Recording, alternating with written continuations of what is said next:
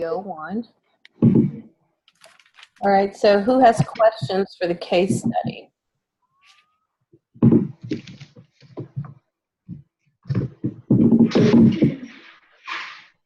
Or where would you like to start?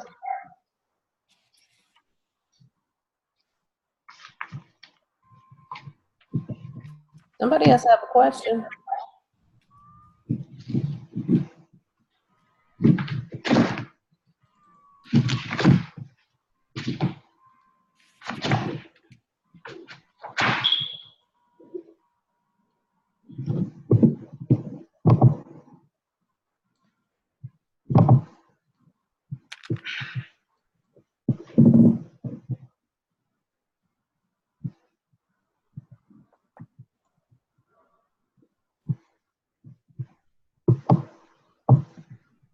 All right, so who's worked on the remaining case studies? Nobody? Not yet from me.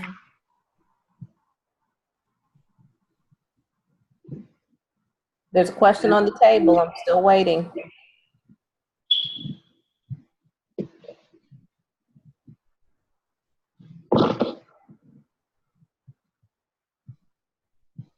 Has anybody worked on the case studies? No, I have not. Okay. So in order for this to go right, you'd at least had to have looked at them.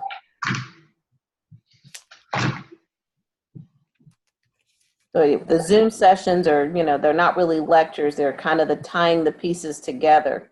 So you got to look at the case studies. You have to, if I give them to you, you got to start working through them early, because now you're going to be sort of behind the 8 ball if you're trying to get a better understanding of the material. So even if you didn't go through the case study, who can tell me, what can you tell me about hypothyroidism? Anybody?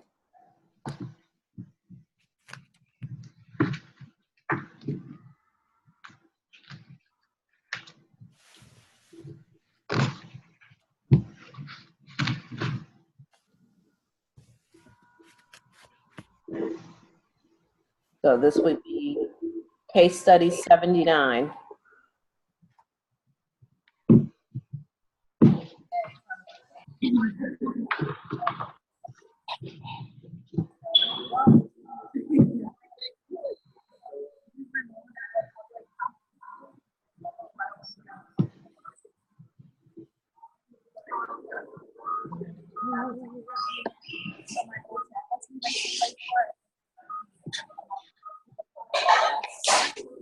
All right, so just kind of housekeeping rules. I'm giving up my Saturday afternoon, work with you guys, but I don't have a starting place, so I need a starting place.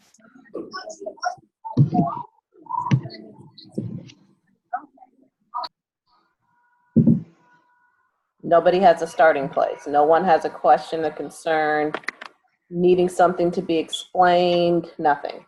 I do. Related to DKA, diabetic ketoacidosis. I am kind of confused because I know diabetic ketoacidosis has to do with an increase in glucose levels, and the body starts doesn't have the insulin, so it starts burning fat. Right. How is Fats that? and protein. So what the ketones are from a breakdown of the body fats and proteins.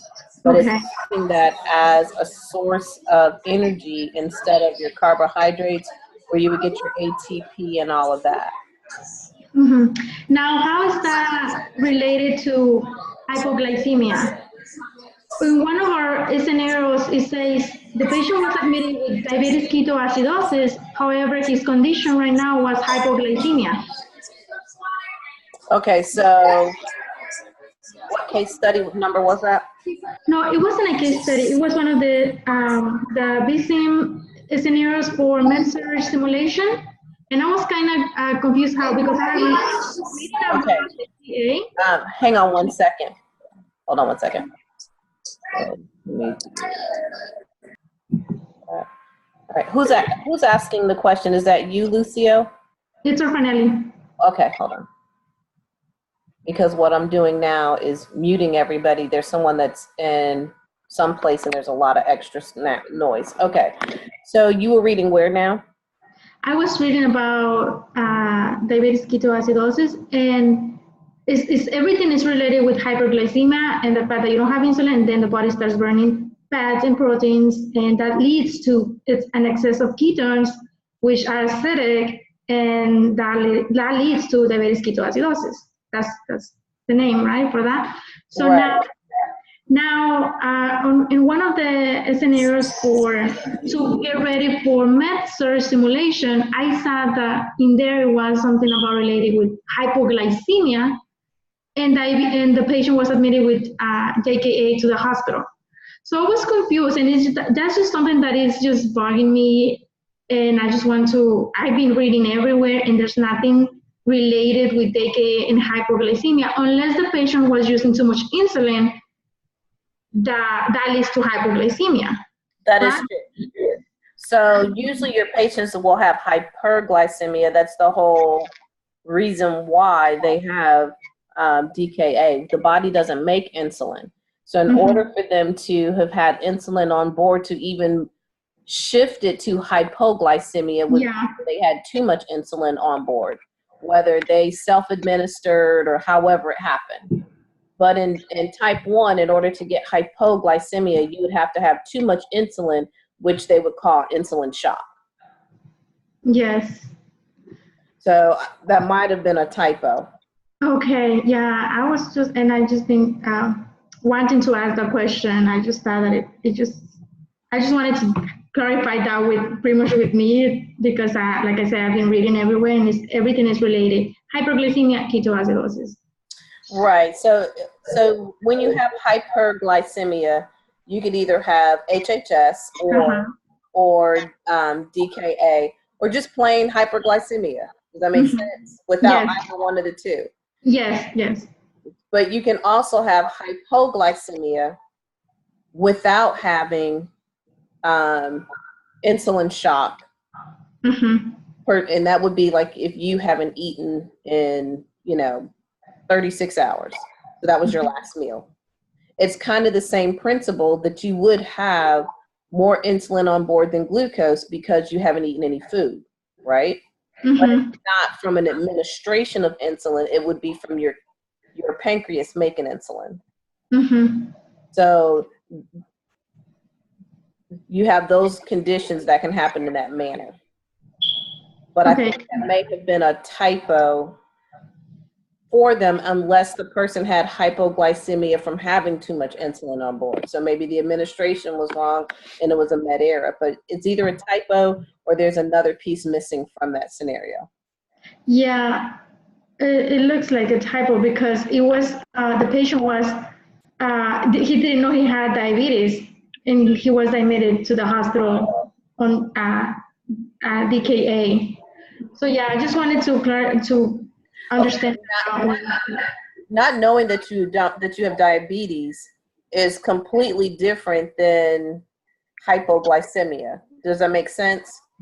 So a lot of folks don't know that they have type 2 diabetes until they go to the doctor, lab work is drawn, and it gets identified. So for this individual, if he's saying he didn't know that he had diabetes, at some point he would have had some changes. It's because it's a carbohydrate metabolism problem. So something, he just had it and didn't pay it any attention, ignored it. But either way, that there's completely two different pieces there. So that is a good question.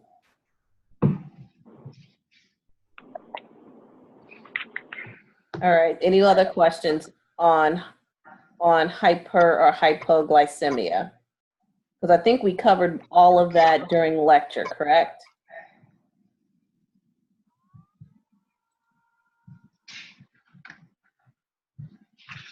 So kind of a little bit of a rundown. If you need to give your patient insulin and you need to give them short-acting insulin, which insulin would that be?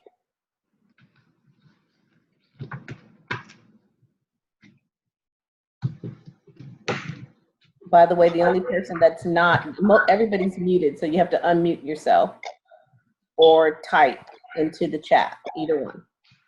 Short is regular, right? So short is regular. What would be rapid?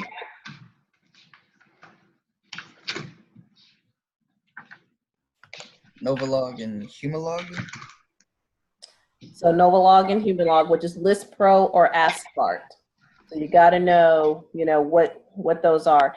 If you needed to give your patient, let's say, an intermediate acting one, so like MPH, and you needed to mix that with regular, how would you draw that up in the syringe?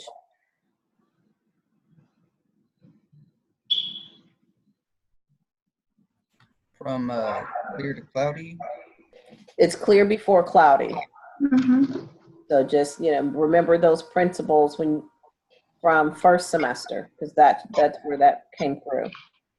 So kind of a recap on that. So what kind of medication is a sulfonylurea? Give me an example. So this is for diabetics. So it's going to stimulate the pancreas to make insulin. So there's two that's usually in that class.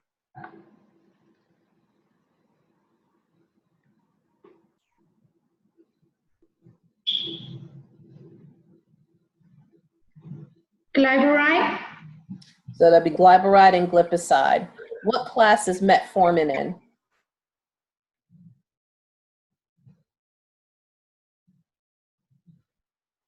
Biguanide. Biguanide. Yeah, now you see how I feel sometimes. Okay, and the meglitinides, what class is that? Or what medicines is in that class? And actually, most of the medicines will have glanide in them for your meglitinides. So you have niteglanides, and the teglanide would be in that one. What about your alpha glucosidase inhibitors? So they're going to be, and what kind of medicine is that? What's its mechanism of action? Alpha glucosidase inhibitors. What does it do? They break down the carbohydrates. So they're a starch blocker. So they basically block starch.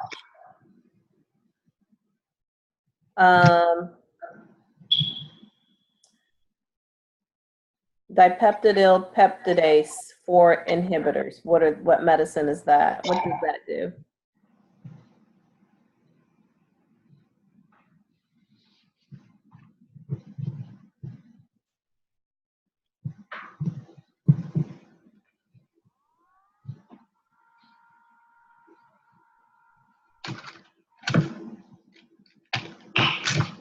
So kind of its main function is to decrease the liver from producing glucose. Because isn't that where your glucose stores are? Yes. Okay. Are there any type of concerns with the patient taking metformin? I think it's kidney. We have to watch the kidney function. Okay. Anything else?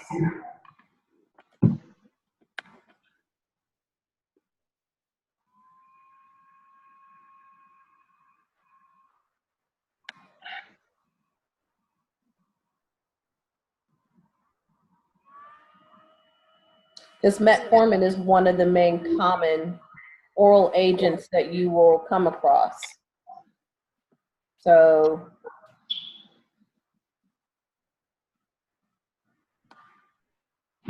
if your patient is going home on metformin, what would be some teaching you would need to do with him or her?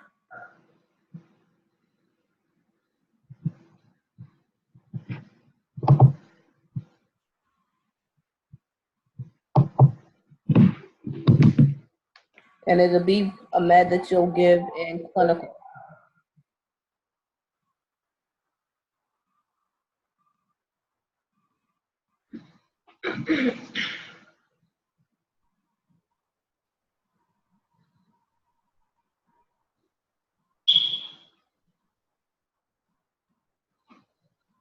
Anybody can answer that. Do they need to take glucose tablets? Okay, why would they need to take glucose tablets? Because I'm specifically asking about metformin. Wouldn't it still bring down their glucose? Okay, so if they're going to exercise, is what you mean? Okay.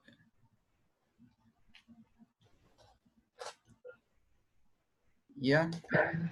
Okay, because that was one of the things we talked about in class, and even with the case study.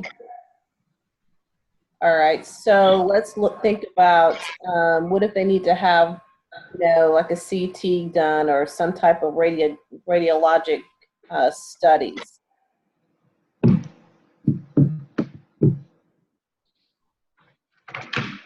Withheld. I can't hear you, speak up. It has to be withheld for For how long? about 2 days. Right, so 48 hours, they have to stop taking it, and then they can resume taking it 48 hours later. So that is, you know, that is one, that's the biggest thing with someone that's having radiographical studies done, like that were caused for a die. Then you definitely need to make sure that, you know, you educate them on when to stop, how far behind, when should they stop, and when should they restart taking the medicine. So are there any other warning labels associated with metformin?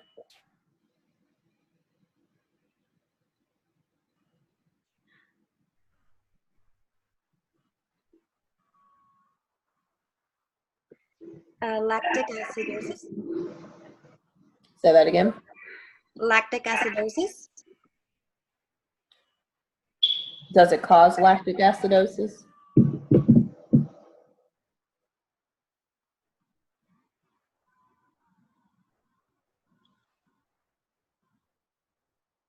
Either it does or doesn't.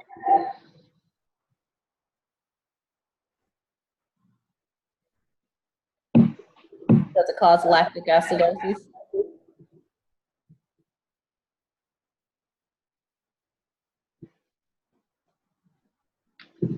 I think it can be hard on the stomach. Okay. Well, I want the lactic acidosis to be answered first,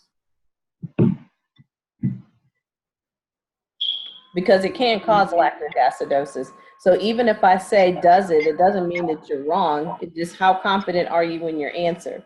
So if you know that's what it is, be confident in your answer. It is a black box warning, so that is true. Okay.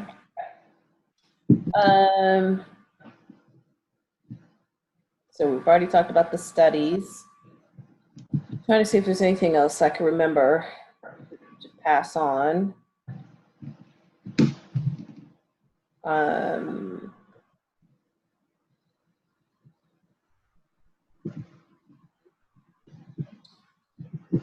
if anything, we're going to monitor the liver functions test. I think and we'll look at the kidneys, the B1 and creatinine, to see if we're having any issues there.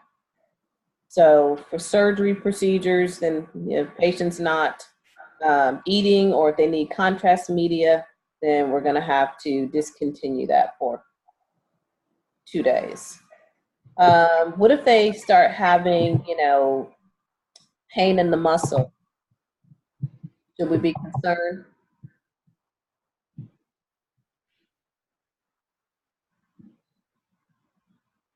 Would that be lactic acidosis? Completely different. Oh. I mean, we do need to monitor for lactic acidosis, but we also need to monitor for myalgia, which is pain in the muscles, abdominal distress, poor renal function, and those are all things that we can actually do. So through our lab values. So how would you know, or how, if a patient, you tell a patient, well, you need to monitor for lactic acidosis. And they'll say, well, how do I monitor for lactic acidosis? So what do you tell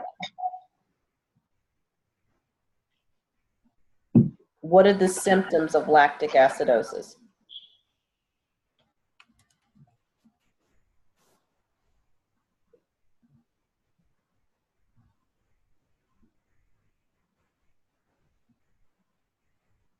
The first one would be hyperventilation, so blowing off too much CO2, fatigue, myalgia, which is the pain in the muscles, chills, and if they're starting to feel really tired, so malaise.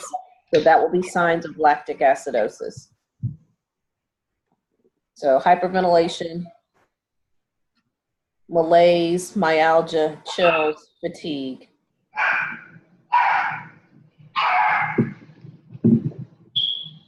Okay. So does, so what electrolyte imbalance would you expect with diabetic ketoacidosis?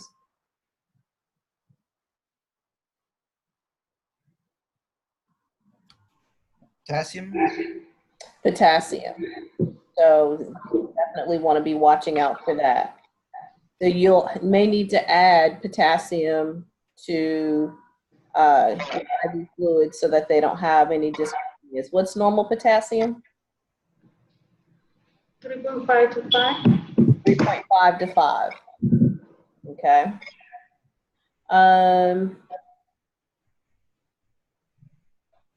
So which diabetes, type 1 or 2, gets DKA? Type 1. That'll be type 1. All right. So type 2 is more common to develop what? Over the age of 40 and in obese What's the people. worst case complication for type 2? Hypersmolarity, hyperglycemia syndrome. So hyperosmolar, hyperglycemic, either state syndrome, depending on what book you read. So things that can cause that individual to have that would be urinary tract infections, pneumonia, sepsis, or any type of acute illness, or if they're a newly diagnosed type 2 diabetic.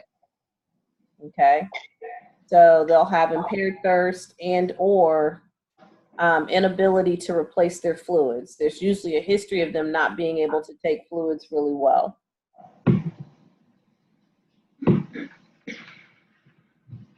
So their glucose levels increase, their high glucose levels. How will that affect their serum osmolality? Will it increase it or decrease it?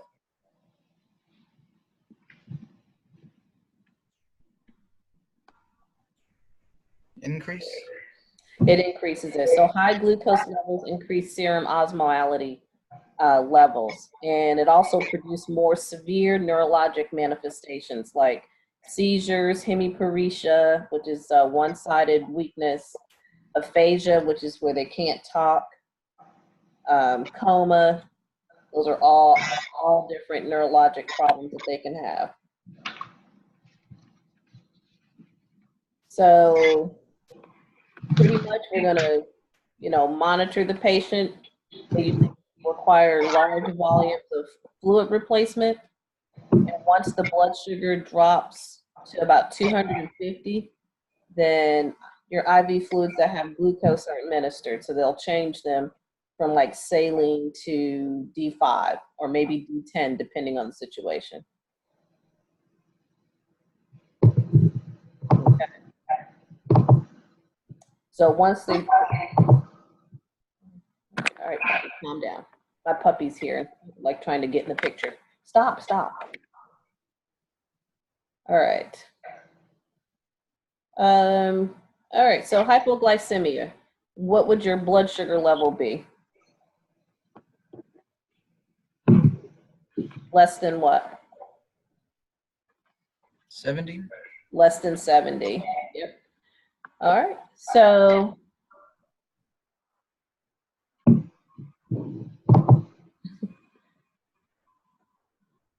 what do we need? More food, correct? So there could be a mismatch in timing on food intake and insulin production, or insulin, not production, but administration, or their oral hypoglycemic agent that can increase their endogenous insulin secretion. Don't lick that. Stop, Don.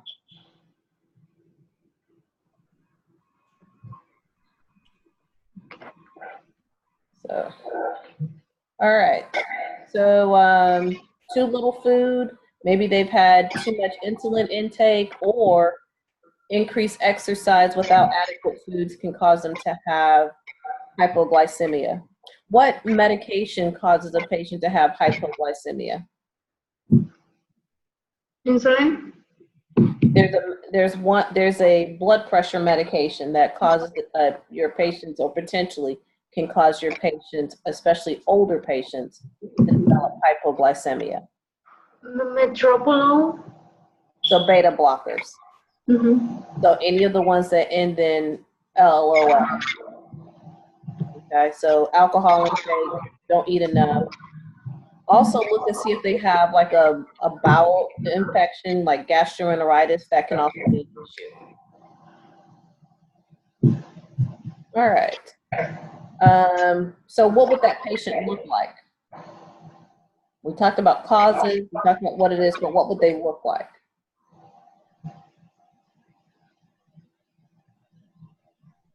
Really tired. Okay, good. So they'll look kind of stuporous. Okay, I can go with that. What else? Sweaty? Speak up. Sweaty? Sweaty? Okay, so sweaty. I can, yep. Pale? Pale. Oh, okay, so pale and sweaty. What about visual disturbances? Would they have that? Yes. Okay. Yes. Tremors, nervousness. What about their blood pressure? Would it be high or low? Low. So their blood pressure will be low. So aren't those all signs and symptoms of shock? Yes. Pale, cool, clammy skin? Yeah. So that's kind of what they would look like. They were shocky. All right, so carbohydrates by mouth, if the person is alert and can follow commands and can swallow. For kiddos, milk, so we could give them milk. It provides immediate lactose as well as protein and fat, so we could do that. If it's just a mild reaction in kiddos. Simple sugars for immediate response, so orange juice, honey, candy, glucose tablets, those are all options. If simple carbs are taken, then, plan on eating protein or complex carbs to prevent a rebound hypoglycemia. Glucagon, can they get that? Stop. What about glucagon? Yay or nay? Yes, for energy. Yep, we can give them glucagon, IM or sub-Q. And then they have, what's the rule of rules? What's that one?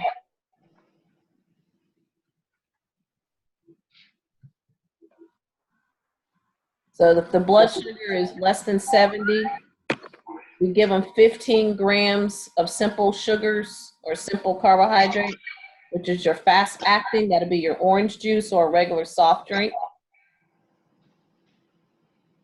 May you repeat that, please? So if the glucose level is less than 70, then we give them 15 grams of simple carbohydrate. So that would be like 4 to 6 ounces of fruit juice or orange juice or a regular soft drink. They can take, glucose tablets, if they have that. Then we recheck it in 15 minutes.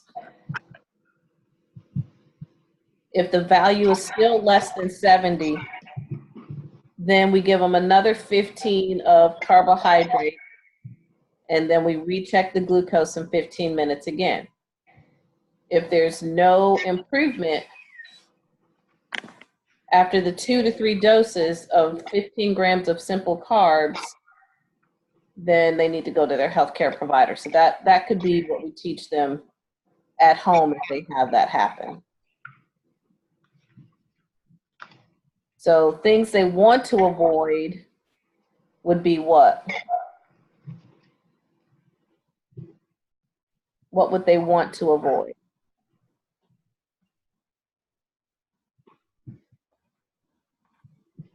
Unrefined sugars. Okay.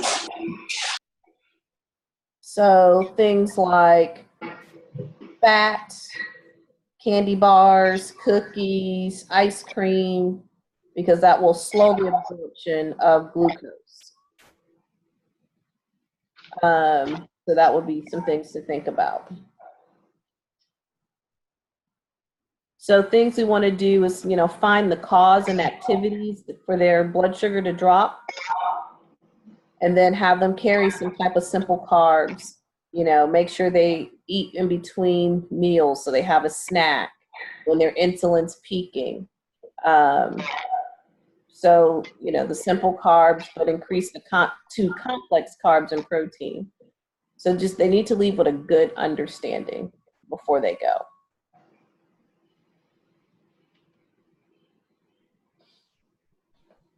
All right. So thyroid gland. What does the thyroid gland secrete? TSH.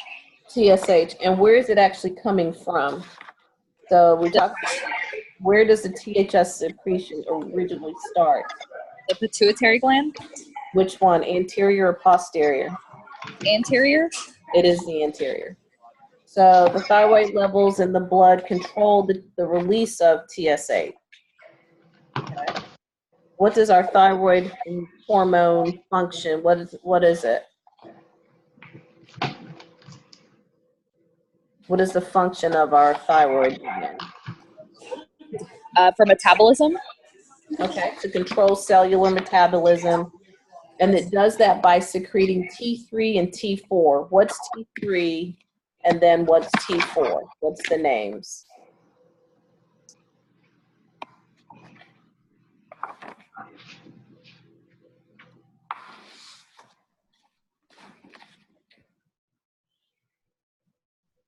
So triiodothyronine and thyroxine.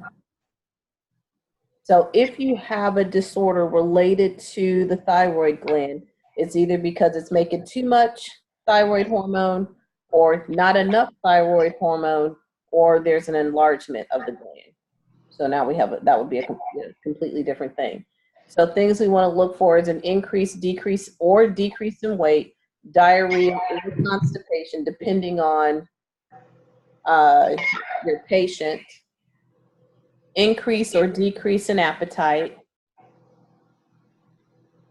change in vitals, change in skin texture or appearance. How well are they thinking? If they're irritable, excited, have a lot of excitability, nervous, confused, you want to look at those things. All right, so I believe one of the case studies, and I will put that up on the screen. Hang on one second.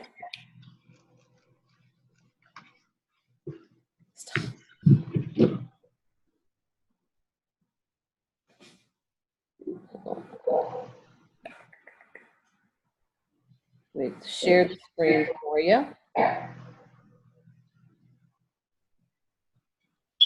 And when I do first, the answer is going to display anyway. So you'll see that. So here's the case study.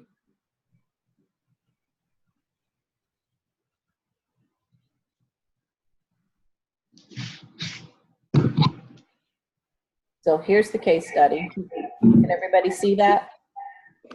Yes. Okay. And you have this, let me go this way, 38-year-old, there we go, working in a clinic. You perform your assessment. Their chief complaint is overwhelming fatigue that's not relieved by rest. She's also exhausted and she has difficulty walking to class, trouble concentrating when she studies. Her face looks puffy, her skin is dry and pale. She complains of generalized body aches and pains with frequent muscle cramps and constipation. And those are her vital signs. Anything in her vitals that we need to be concerned with?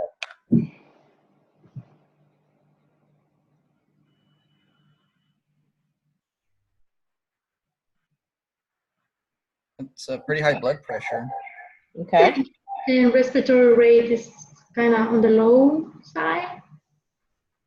12 is okay, but I'm more concerned about her heart rate. Yeah, the heart rate is low. Yeah. Heart rate super low. So because her pulse is bradycardic, and if she's not an athlete or, you know, hasn't been in the military or anything like that, having a heart rate of that magnitude is, you know, that's going to be an issue. Her temperature is a little bit lower than usual. So that's another sign of an increase in a decrease in metabolism and heat production.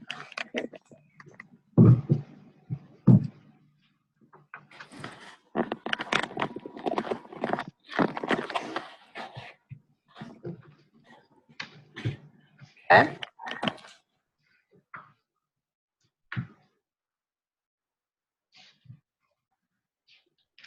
All right, so list 8 general questions that you might ask RM to get a ballpark idea of what's going on with her.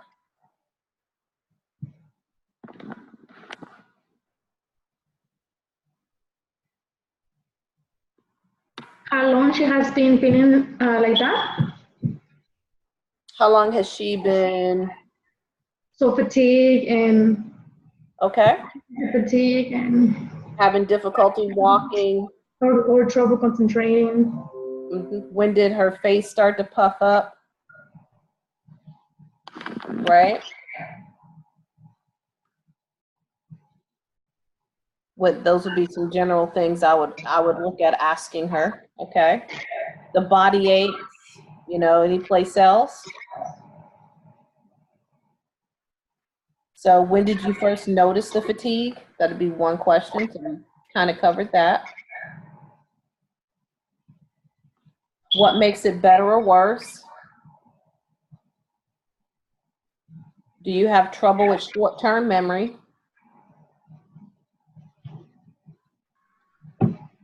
What does your blood pressure normally run? Because we kind of noticed it was elevated, right? Do you have any chest pain? Any swelling or edema in extremities? Because we have a puffy face. So is that anywhere else? And do you have any problems sleeping at night? You know, do you snore loudly? Do you wake up with a headache in the morning? Are you sleepy when you wake up, even though you had a good night's rest? Do you fall asleep at an appropriate time or inappropriate times? Have there been any recent changes in your appetite or weight fluctuation? How does your temperature changes affect you? Do you get hot or sweat in hot weather? Has your skin color changed in the past couple of years? So there's quite a few. Bowel habit, any history of thyroid problems, recent changes in your life or family on your job. Have there ever been any health changes, menstrual cycle? So these are all the things that anterior pituitary would regulate.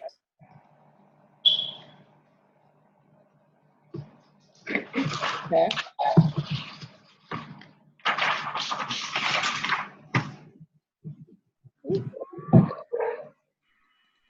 So here, know the potential causes for some of their signs and symptoms, including depression, hypothyroidism, anemia, cardiac disease, fluid and electrolyte imbalances, and allergies. So these are all potential causes. as part of your screening, how would you begin to investigate which of these conditions probably do not account for the signs and symptoms that she's having?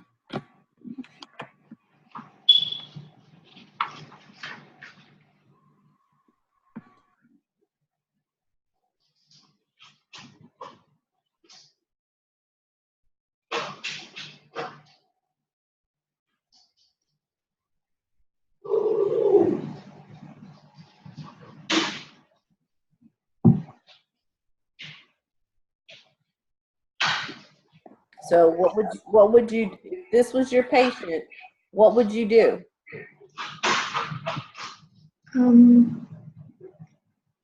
I would say lab values. We want to see if they're. So help me try to help you guys, you know, look at what you need to do or figure out in reference to, you know, case studies. Did you guys work on case studies in first semester?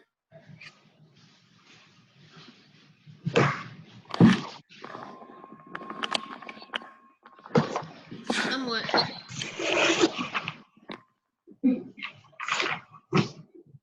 Okay. So with these case studies, I mean, it's part of information you've already received. So this is kind of just asking you, what would you do if this was your patient right in front of you right now? So the first thing would be for you to get a thorough history and a physical assessment.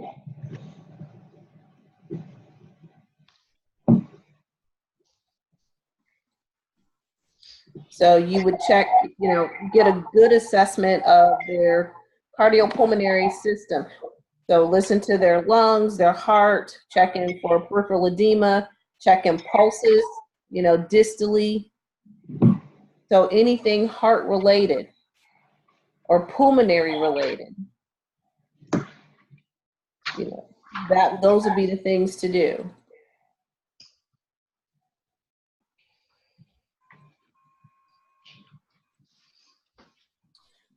So she's bradycardic, but you find no obvious irregularities in her cardiopulmonary assessment. So unnecessary diagnostic tests are expensive. What test do you think would be most appropriate here and why?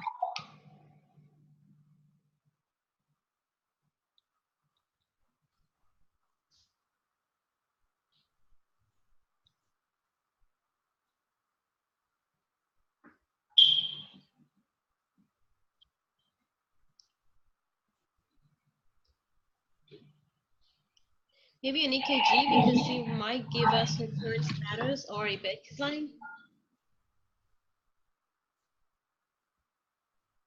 Okay, I like that. An EKG, anything else?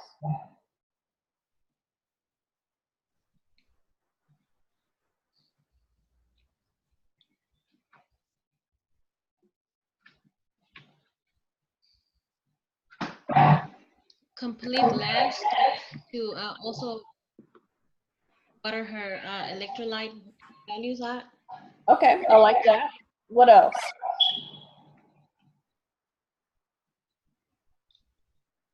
I mean, we can ask them, you know, what are your usual habits for fluid intake? Have you been drinking enough fluids? Have you been urinating well? Okay. Do you have any difficulty urinating? Okay. All right, so let's see. CBC to make sure she doesn't have anemia or an infection or allergy. And that was, you know, pretty much right up here in the top section. A Chem 8 or 6 or 12 or 22, doesn't matter. But we're going to look at her electrolyte status. At least if we're talking about the thyroid gland, let's get some thyroid numbers. So we want to at least run tests, you know, get some numbers back to see how her thyroid is functioning. So get a TSH, a T3, and a T4. All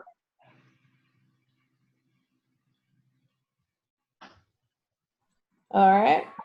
So these are the numbers we get back. So now they say, hey, she has hypothyroidism, and they put her on thyroid replacement therapy. And this is what they give her. What should be her daily dose?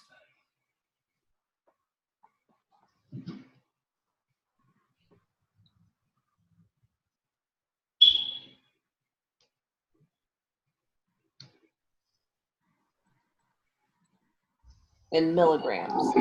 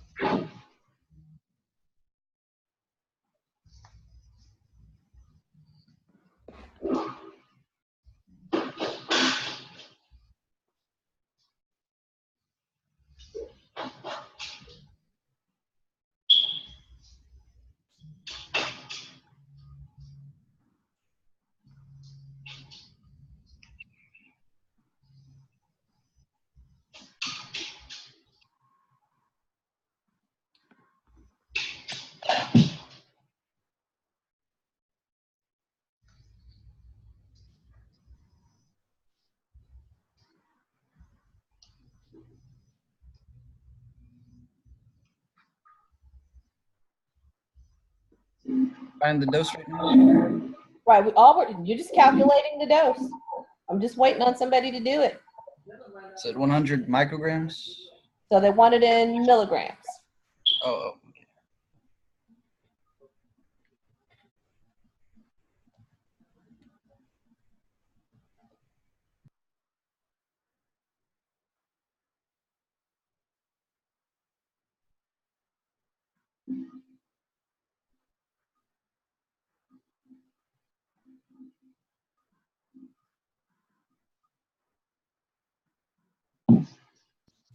That convert to 0.1 milligrams. Did anybody else get 0.1 milligrams?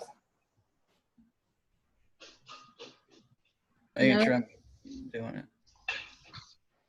I got 0.1 too. Okay, that would be the correct answer.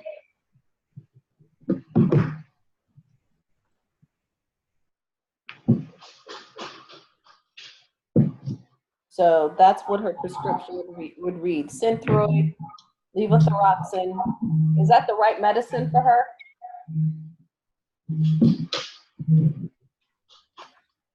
Basically, what I'm asking is levothyroxine prescribed for hypothyroidism.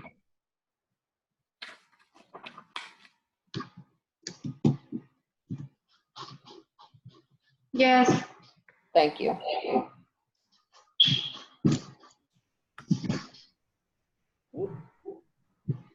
All right. So her TSH levels are increased. What's the relationship between the lab results and hypothyroidism?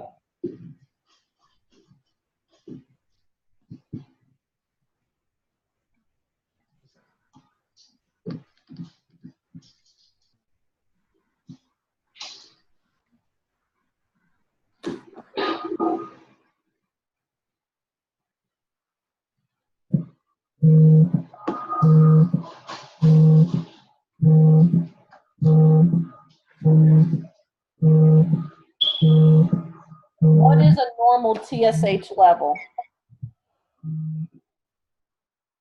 Maybe that will help us out a little bit.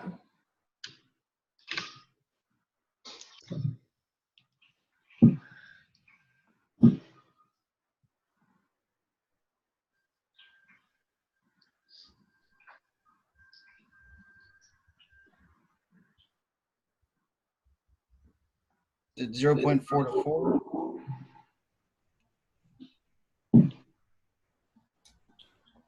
Is he right? 0.4 to 4. Okay, so 0.4 to 4, that's the normal range. Okay, so now we're saying that this is over 4. So explain the relationship between these, between the value, the laboratory results and hypothyroidism.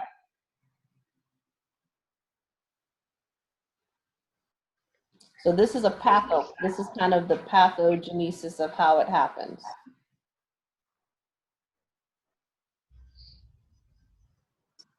We already So know. now she's hyper No, nope. because her, Oh. I'm sorry? Oh no, I'm sorry. I started cutting you off and I didn't mean to, my bad. I'm trying to understand it. So now she's, her thyroid levels are hyper. So maybe we gave her too much medication. Okay, so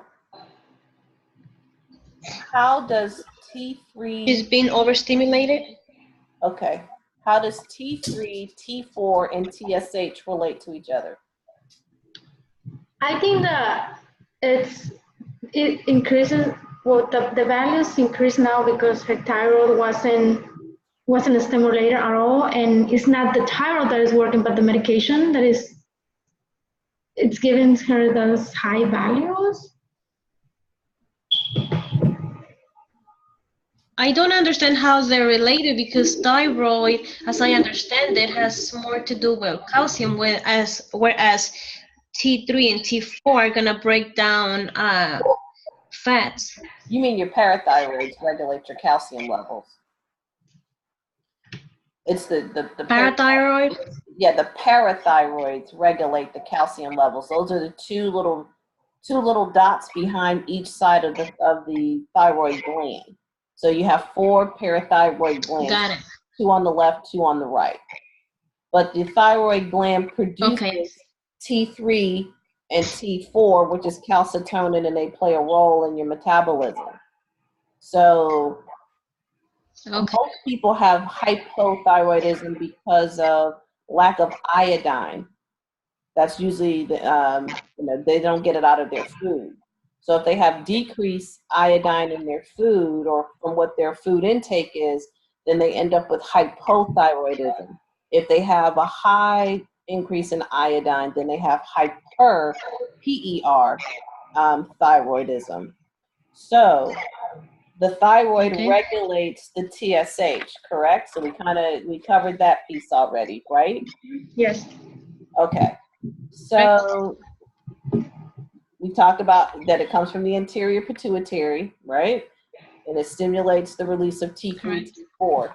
So with the hypothalamus, it releases the thyrotropin releasing hormone. It causes the anterior pituitary to release TSH, which is thyroid stimulating hormone, and the thyroid stimulating hormone stimulates the thyroid gland to produce T3 and T4. That's kind of how that whole process works. So when there is a decrease in your thyroid hormones, it will stimulate the release of TSH. So if you go back up, the thyroid stimulating hormone. It's a negative feedback. The thyroid stimulating hormone up at the beginning above 5 was 20.9, right?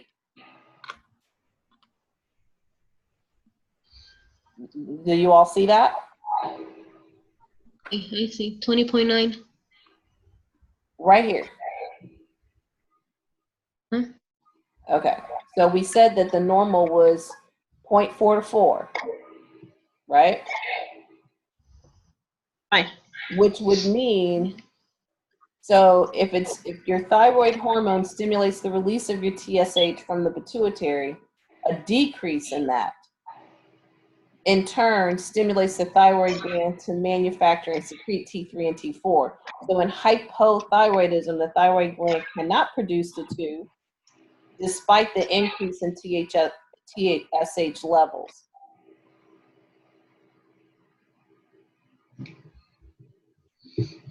Normally, when you have low thyroid hormones, it will cause more release of TSH, is what this is saying.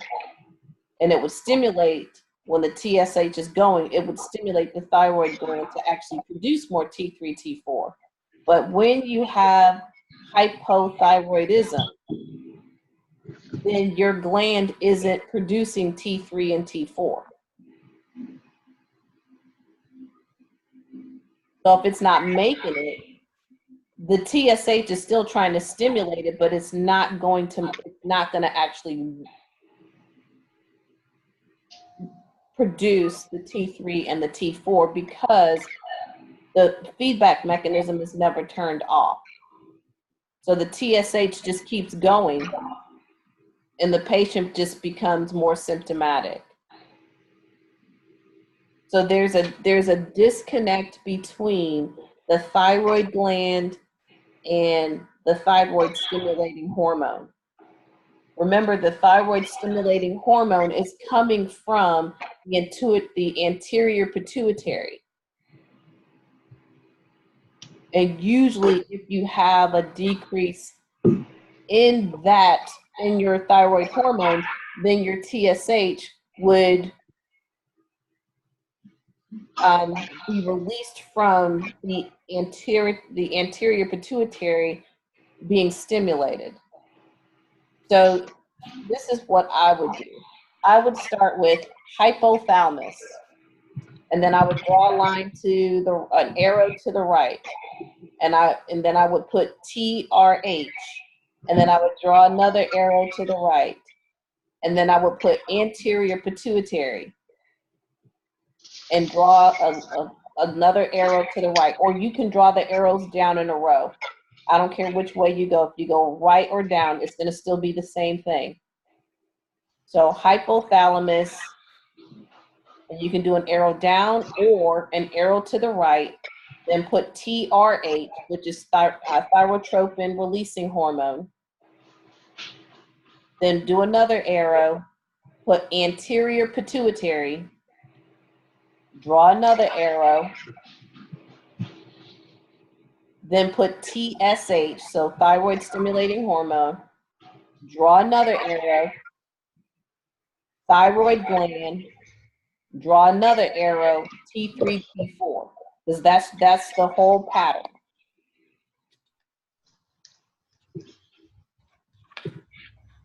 And then it goes back to the hypothalamus, right?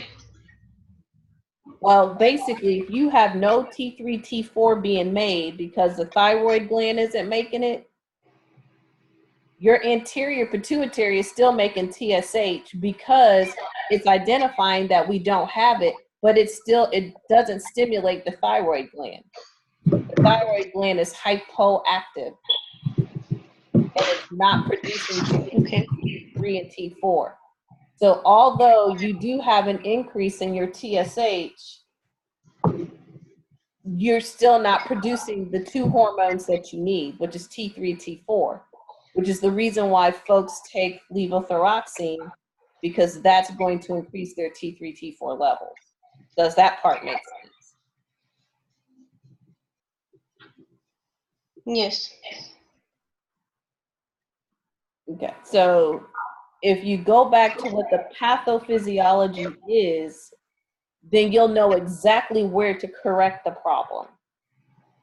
So last semester, that's what, in first semester, that's what you guys would have been doing, is that pathophysiology behind conditions via concepts.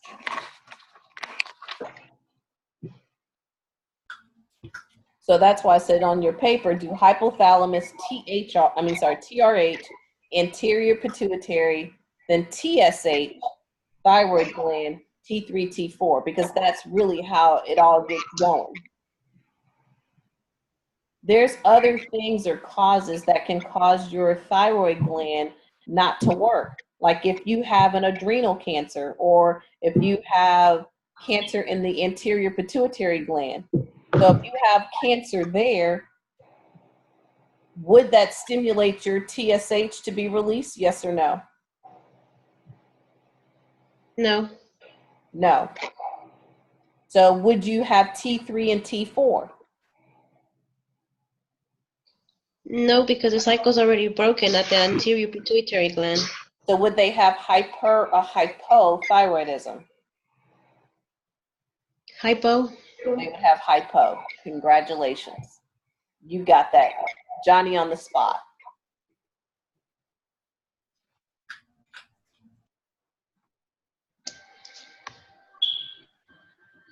The signal's broken. So in order to understand any of these exemplars, you've got to understand the pathophysiology behind it. There's no way around it. Okay? So what if your thyroid gland is damaged? Someone thought the thyroid gland was responsible for the calcium, but it's really the parathyroids. So we'll have to watch calcium levels in those individuals. Okay. So the thyroid can't make T3 or T4 unless it has iodine. So it can't make T3 or T4 unless it has iodine. We've already talked about if we have a slow metabolism, what would the person's body present as? Would they be hyperactive with an increased heart rate, or would they be hypoactive with a low heart rate? Think about your case study and how she presented. You said if the patient has a slow metabolism? Right, this is what we're talking about. Okay. So we have somebody with hypothyroidism. That means their metabolism is slow, right? But the question is, and all of it, if you go back to the beginning of the vignette, it talked about how the patient presented. So if you're talking about hypothyroidism, is your patient energetic and, increased heart rate, or are they, have decreased activity and slow heart rate? Decreased activity and slow heart rate. Decreased activity and slow heart rate. So this is how you remember hyper from hypo. Hypo, slow and low. Does that make sense? Yes. Yes. Okay. So if your metabolism is slow, do you lose or gain weight? Gain. Gain. Weight. Do you tolerate cold, or are you insensitive, or what's the word I'm looking for? Can you tolerate cold, or can you tolerate heat? Which one do you prefer? Tolerate heat. Heat. You tolerate heat, so that means that you're going to be cold and you're going to always wear like a sweater, right? Yes. Okay. Right. So the temperature regulation is off. They could potentially have a goiter, which is the enlargement of the thyroid gland. If they have Hashimoto's, then they will have a goiter for sure. Okay.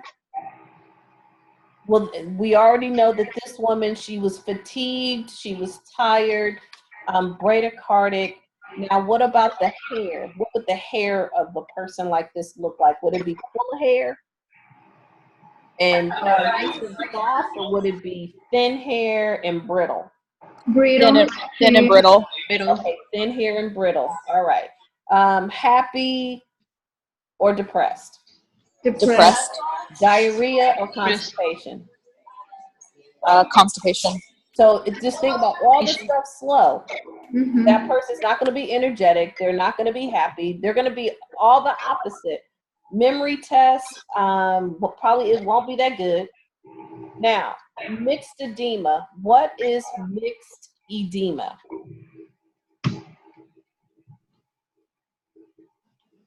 That's MYXEDEMA. Mixed edema. And I want somebody to describe what that person would look like. Would they be in a coma? They're not, when you say coma, what do you mean? They can't move. Well, if you stand still, are you in a coma? Is it when everything's happening at the same time? Everything's low, like weight gain and depression. Okay, when you say everything is happening at the same time, so remember, we're talking about TSH, T3, and T4.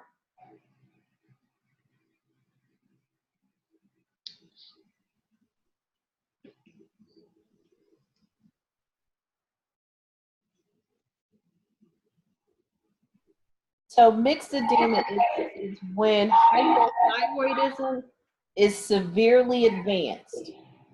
So when their hypothyroidism is severely advanced. So the skin changes that happen with that advanced hypothyroidism would be swelling to the face. Remember, she was puffy, right? She could have swelling to the lips, eyes, or tongue. The skin gets really thick, like in girth, and she has swelling. And that will be it could be anywhere in the body, but usually when someone has mixed edema, they have, I call it cankles. Because both of their legs are super swollen and it has a waxy appearance associated with it. So it is a life-threatening condition.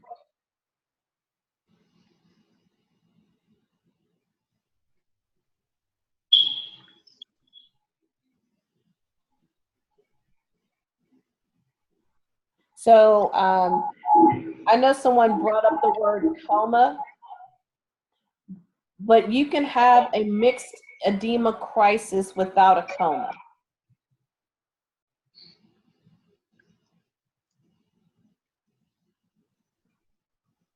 So their respiratory rate, would it be fast or slow? Slow. So now the breathing's going to be super slow. Their sodium levels are low. They're going to be cold because remember they were already cold intolerant before we got to this worsening in condition. More confused, low oxygen levels. They could go into a coma. They could have seizures.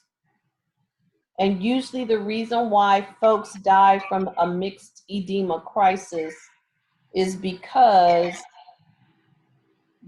of complications like from infection, bleeding, or respiratory failure. So a common cause of mixed edema is Hashimoto's disease, which is an autoimmune condition.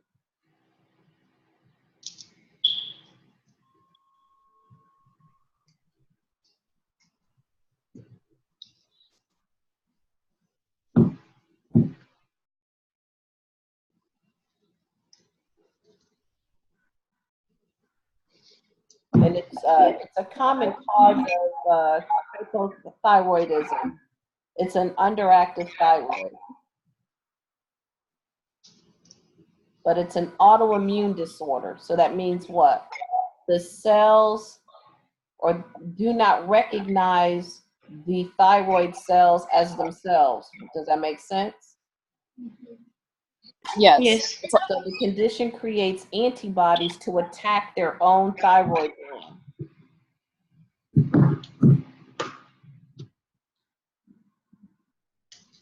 So the other symptom related to or presentation to mixed edema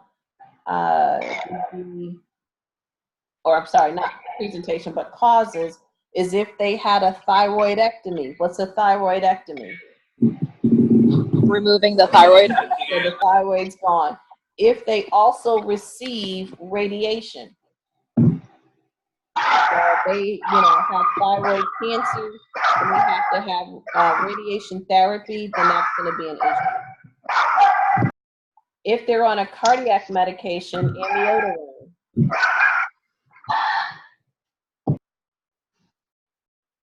that negatively impacts the thyroid. Wait, could you repeat the last part? Amiodarone, it's a cardiac medication. So, Can you spell that? sure, AMIODARONE.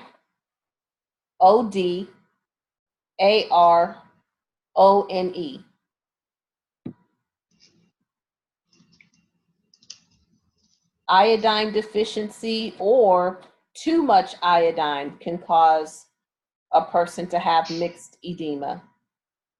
And if their immune system is weakened from medications, then if they take any like a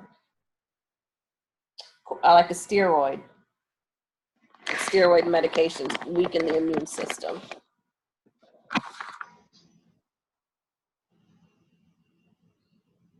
So if you have, the Hashimoto's, then there's not going to be any T3, T4. So you can have deficiency of iodine. So if you have a deficiency of iodine, then the one way to correct that would be to consume foods that's high in iodine, like salmon, seafood, seaweed, eggs. Those will be all good things to do. Pituitary tumor. So if you have a pituitary tumor, then the anterior pituitary cannot make TSH. So we would have to, fix that.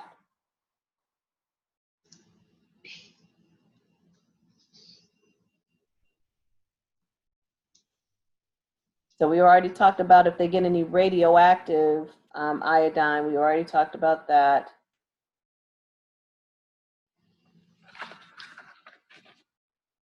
Nursing interventions. What are the things we're going to monitor for? Well, we're going to monitor for this mixed edema, coma, crisis.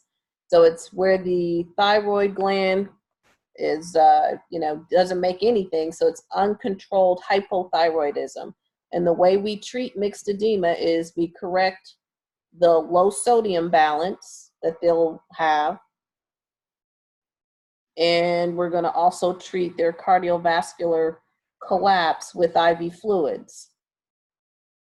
So we're going to give them normal saline or a hypertonic solution.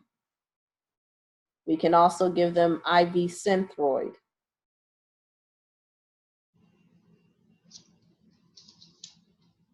Another reason for them developing mixed edema if they abruptly stop taking their thyroid medications. That was one that I didn't talk about. So the body's starting to shut down. Things are slowing down to the point that they're about to die.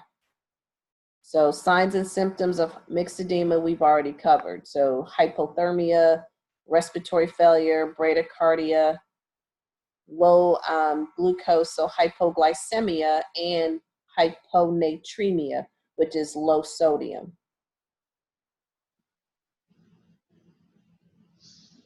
Do we want to give them any opioids or sedatives? Yes, for their anxiety. For mixed edema? Oh, no. Nope. I'm not sure. Nope, not for mixed edema.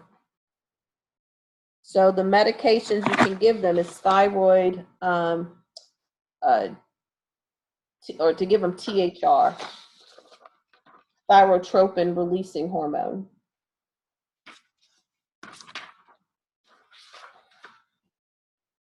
So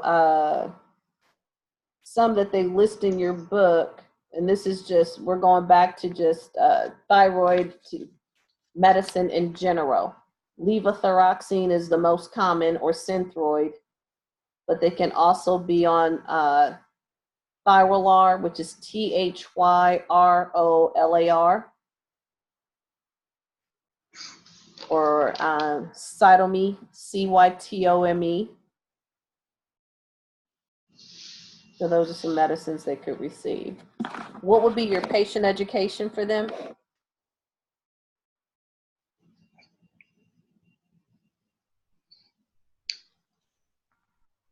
Medications are for life.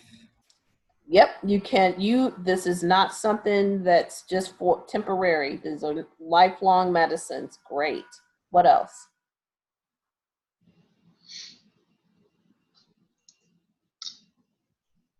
Well, what would be a reason for them to develop mixed edema in relation to medicine?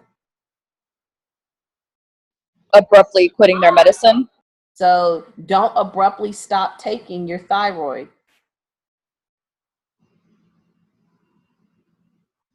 Because some people will take it and they see a difference and then they quit, but they can't take it. It's lifelong. They should take it in the morning without food or an hour before eating to get better absorption. Then we want to have them monitor for signs and symptoms of toxicity. So if they become toxic, what signs and symptoms would you expect for them to have? So this is now they've received too much thyroid. Because they're on some thyroid replacement hormone. That's what I meant when I said THR earlier. I'm sorry. So They're going to be displaying signs of hyperthyroidism, which is their fast heartbeats, Yep. sweatiness, Yep. intolerance to heat. So they would have chest pain because now their heart's going faster. They will be heat intolerant instead of cold intolerant. So that was good. Don't take the medicine within 4 hours of taking GI meds like Carafate or, Gas X, any aluminum hydroxide like simethicone. And that's because these medications, GI medications, decrease the absorption of the thyroid meds. So that's the reason why they wouldn't do that. All right, so let's finish out this case study. And that's, oh, go ahead. I'm sorry, and that's in general with whether the medication is for hyper or hypothyroidism? We're just on hypo. We're just on hypo. We haven't switched yet. Basically, just understand when you're giving somebody a medication to correct something low, that if they can become toxic, which means they'll have too much, and then their signs and symptoms would exhibit if they had a high or they had hyperfunction of an organ. Does that make sense? Yes. So that's what you would be looking for. All right, so let's see what's number 7. Okay, so what patient teaching will you review before she leaves? So she needs to take the medication as prescribed. Don't miss a dose. If the dose is missed, take it as soon as you remember it, unless it's close to the time for her next dose. So basically, do the best you can not to skip a dose. The drug should not be discontinued without checking why. What's the side effect of that? If you stop it abruptly? Mixed edema. Mixed edema. Report an increase in presenting symptoms to your healthcare provider. So, give them the healthcare provider number.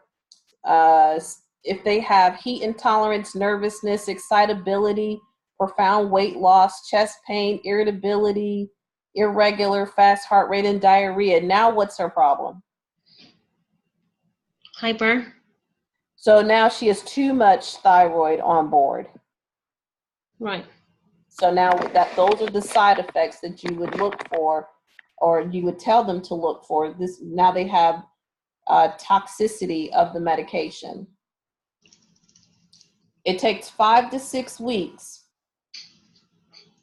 for a change in their TSH levels. So they shouldn't make any changes in those doses until they're reevaluated at that time. So it's going to take about a month and a half.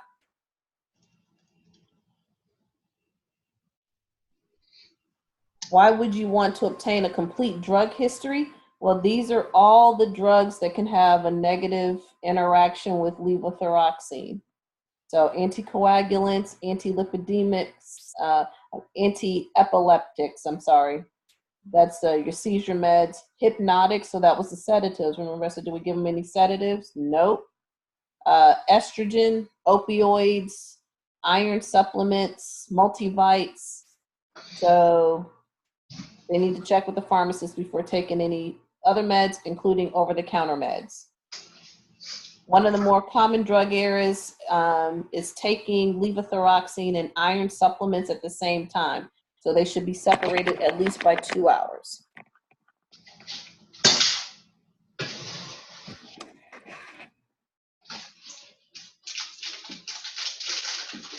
What general teaching issues would you address? Well-balanced diet. So follow the prescribed caloric intake and promote weight loss, because hypothyroidism, they're usually going to be what? Overweight. Avoid salty foods because of the potential for heart failure and mixed edema. Although it's rare. Encourage exercise, but don't overdo it. So just kind of start them off something light. You know, look at that walking. We talked about that on Tuesday. Several days per week, 10 to 15 minutes per day, and then increase by 1 to 2 minutes per week till they get to 20 to 30 minutes per day. Drink plenty of fluids.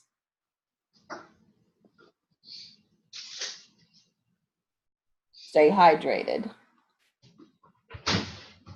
Frequent rest periods until the dose is established, and then try to sleep as well. You know, go to bed same time every night, so create a pattern for sleeping. To prevent skin breakdown, then using unscented lotions and creams. Even if they have small breakdown, that can actually be a source of infection. Prevent heat loss by layering clothing. Treat constipation with adequate fluid intake, so high fiber diet. How much fiber would that be? How much fiber can you have in a day? It's not 30 because that was protein. Over 25 grams. Speak up, babe. Over 25 grams of fiber. So 20 to 25 grams. All right, so teach how to take a pulse. We should already know how to do that. And then, you know, how about reporting if you have palpitation? That would be Yes. a good thing or a bad thing. So she wonders whether she should take iodine supplements if she decreases her salt intake. She recognizes that salt is a significant source in part of, you know, in her part of the country. What would you explain to her?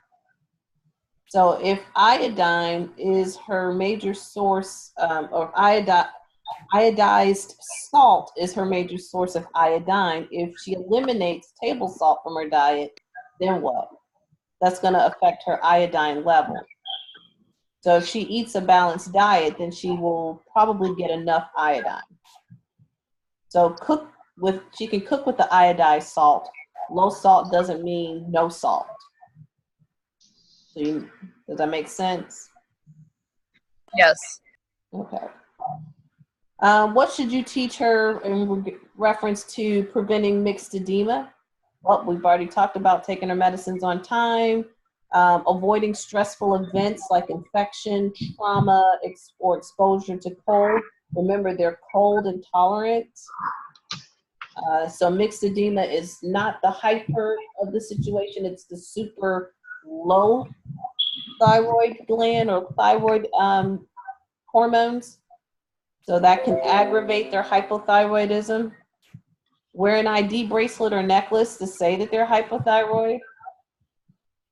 And so they should check their TSH levels annually to make sure that they're stable on the meds. Before she leaves, she asks you, how will she know whether the medication is doing its job? So she should increase her activity over 2 to 3 months, achieve bowel patterns that was typical before she was sick, and then her maintain body temperature appropriately, gradually decrease body weight, improve mental function, improve skin color, and less dryness. So she should check her TSH levels 5 to 6 weeks to see how the medication is doing. Should dosages change during that time?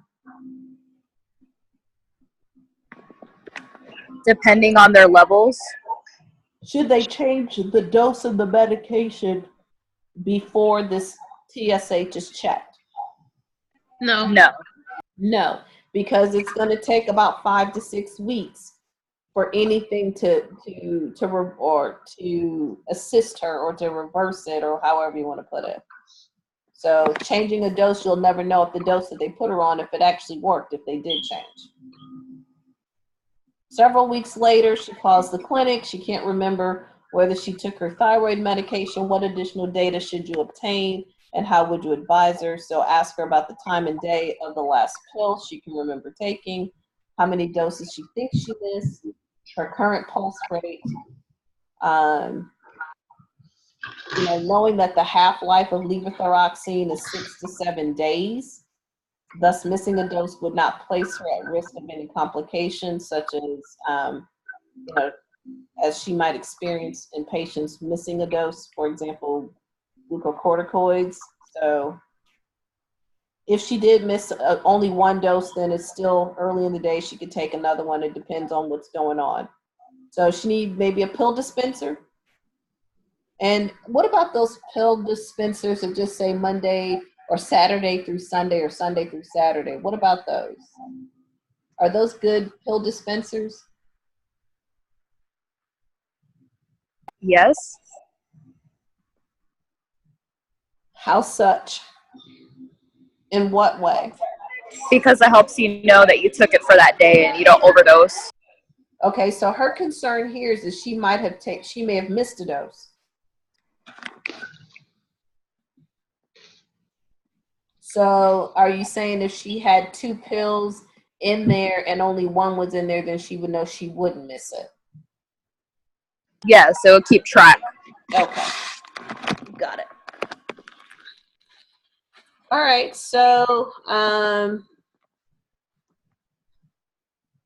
we already got that. And there are some more sophisticated pill dispensers that will you can set it up for however many times per day you take medicine. So if you take it 2 times a day, then it will actually dispense the meds. You set them up, but it will dispense the meds. And if you go back, say you thought you may have missed a dose or something like that, you would actually know, because it only gives you that one dose for that time. And then the dispenser doesn't move until the next dose time. Does that make sense? So they have different dispensers that can help people not overdose or underdose themselves, is what I'm saying. That besides the Sunday through Saturday thing, that some people forget, and this is it's more time based. I think that's it for this scenario. Ooh, look, hold on. So under what circumstances should she hold the drug? This is if she starts having tachycardia, headaches, or become irritable. So here's her 2-month report. You can't believe she's the same person. She looks and walks in as she were 10 years younger. Her skin's more radiant. Her hair looks healthier, because normally their hair is thin and brittle. But you can't believe how different, well, she says, you can't believe how different I'm feeling. I didn't know how bad off I was. I started to live again. And then that's all the different places you want more information on thyroid conditions. Place to go.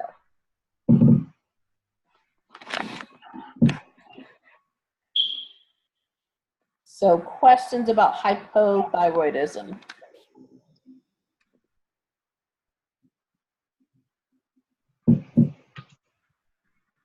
No?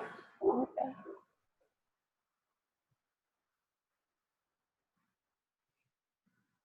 Not here. All right.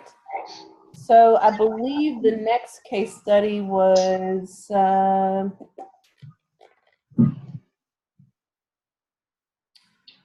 we could do.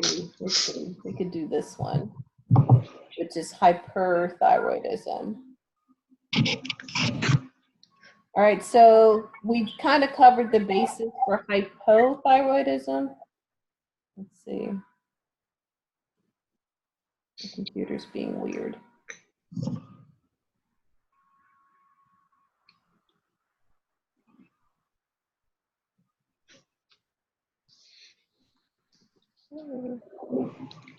Oh.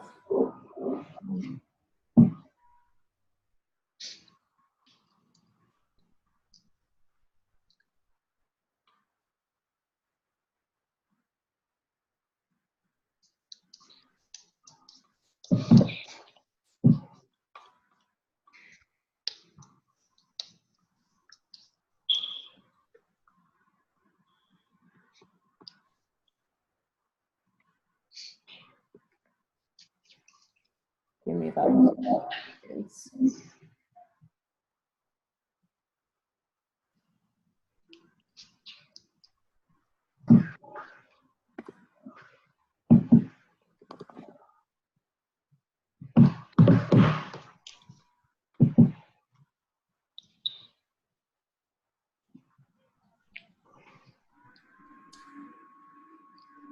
Can you guys see the next case study? No, no. Nope. No. No. I got it. Hang on. Give me 2 seconds. Well, it's gonna probably give me more than 2 seconds.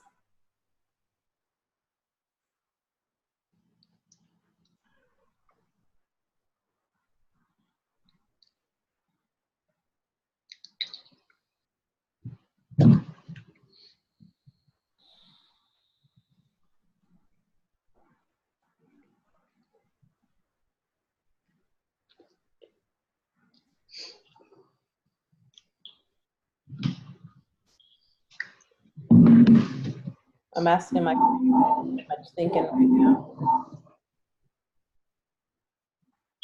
And it's not liking it.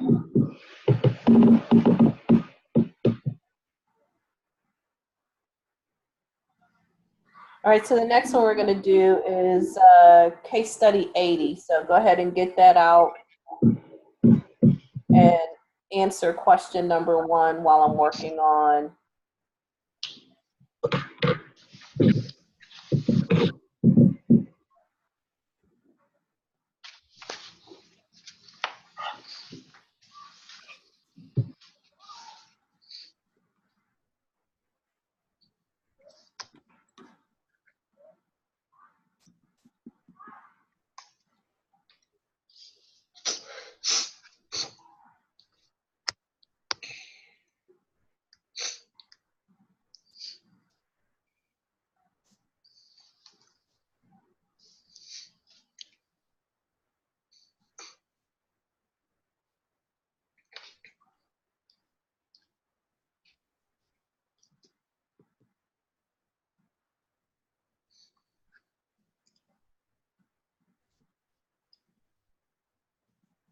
Okay, so that was freaky.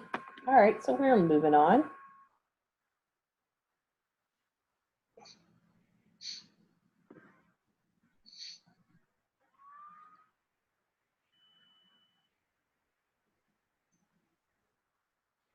Let me share my screen.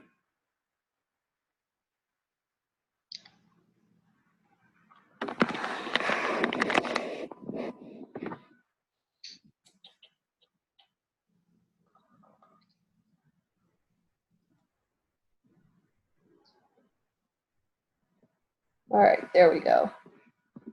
That got a little funky.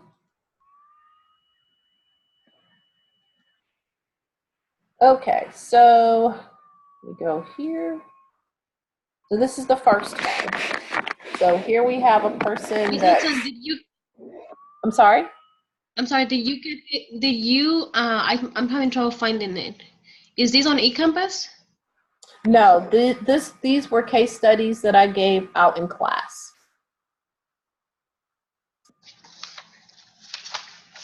I have 82 and 76 from class. There was 3 that you should have picked up on the way out the door. Just make sure going through my, there was 76.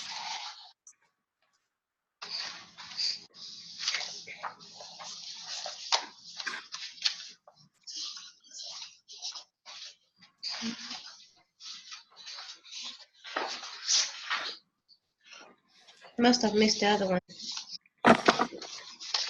Okay. When you, Does anybody have 80? Yes. Is that a yes? Yes. Okay. I thought they were out there.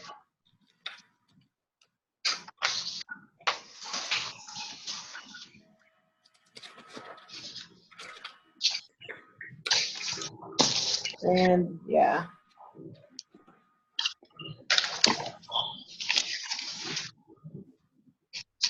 All right. So let's proceed.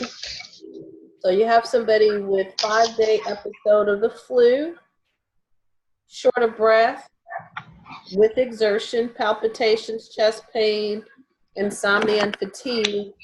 Past medical history includes heart failure, hypertension. They're on antihypertensives, or no, he was supposed to be on it, but he hasn't been taking the medication on a regular basis. So he's diagnosed with Graves' disease 6 months ago and was placed on methimazole, 15 milligrams per day, PO. Your assessment findings is 130 pounds, restless, anxious, loud heart sounds, vitals are up, temperature's up, 1+ pitting edemas noted, bilateral to the bilateral lower extremities, breath sounds are diminished, he has fine crackles in the posterior bases. He starts crying when you tell him that he starts to cry, and he tells you he recently lost his wife. You notice someone has punched several more holes in his belt so he could tighten it. H&H is 11.8 and 36%. Erythrocyte sedimentation rate, or ESR, is 48. Sodium's 141, potassium's 4.7, chloride 101, BUN 33, creatinine 1.9, T3 and T4 230 and 14.0 respectively. So, of the assessment findings, and laboratory results, which represent manifestations of hypermetabolism? So of all those, which ones actually say he has hypermetabolism?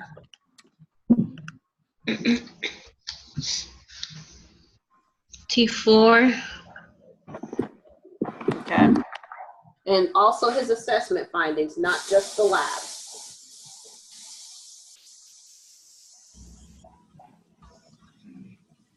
His weight, it seems like he's losing weight, so it seems like his metabolism's working faster than it should. Yeah, someone punched because of the belt. some extra holes, didn't it? Yes. Right.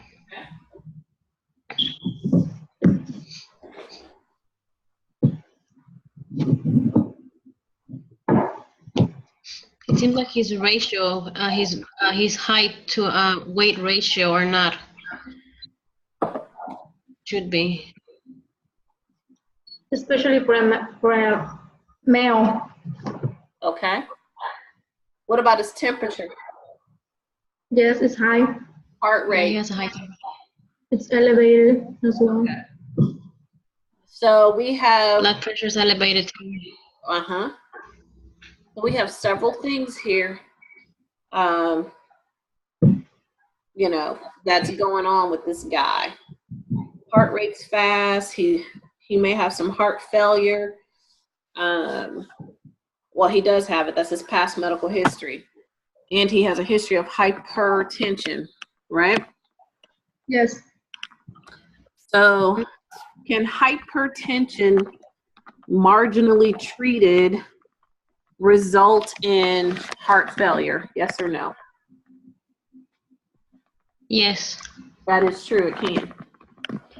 So if he's not taking the medication, or if any patient's not taking the medications as prescribed, or if they don't take them at all, they can end up in heart failure. So, all right.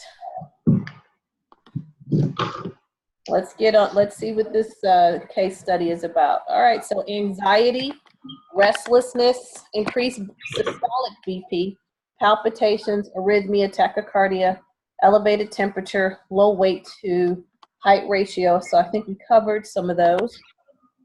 We didn't talk about the temperature, but we know that's not normal temp, right? Because normal is 98.6.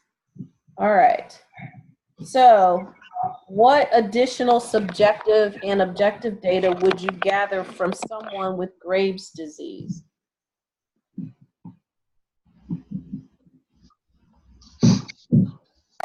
Are you heat intolerant? Mm-hmm. Anything else? I can't hear you. What was that?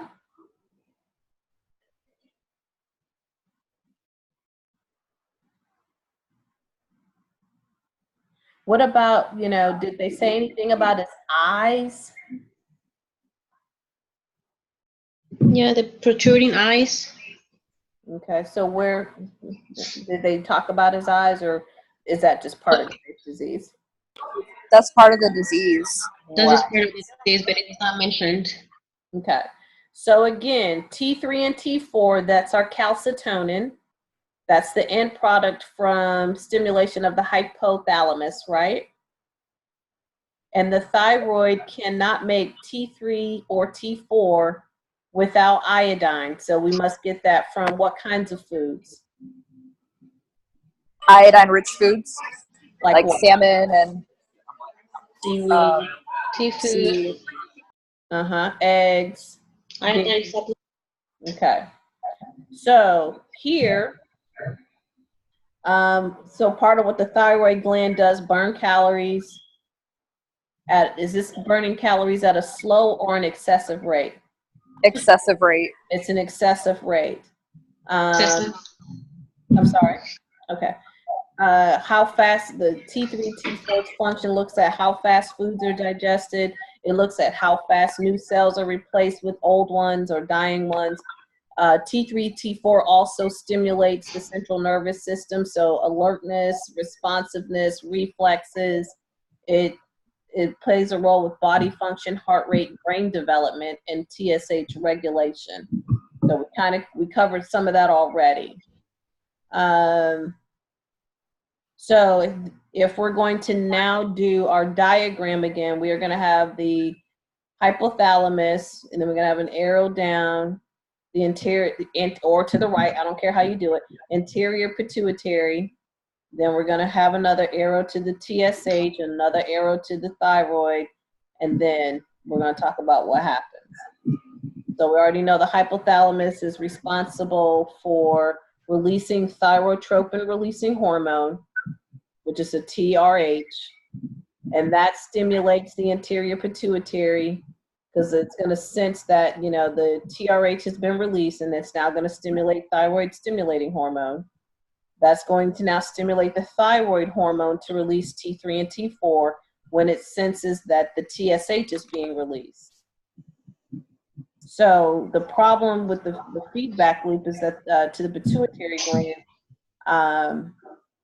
not the thyroid.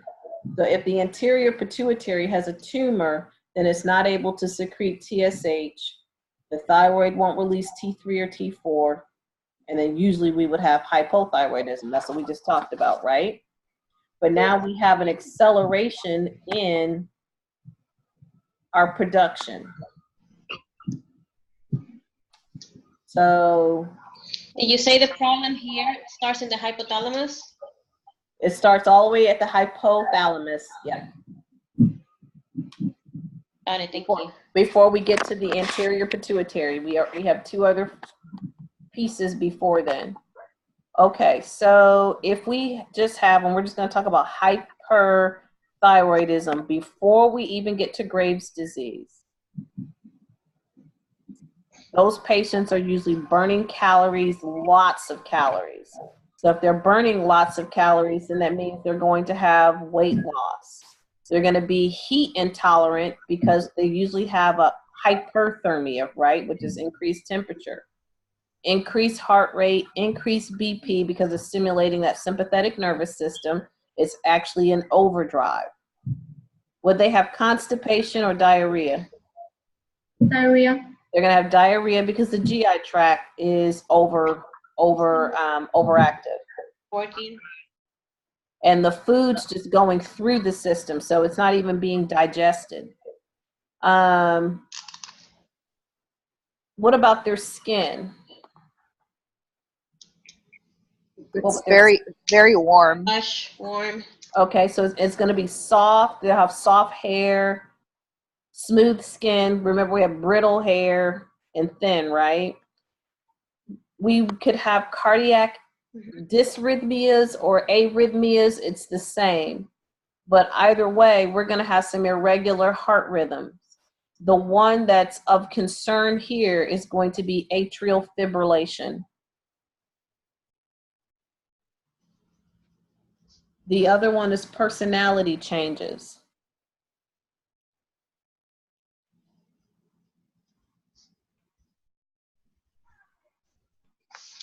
Okay. What was the last part?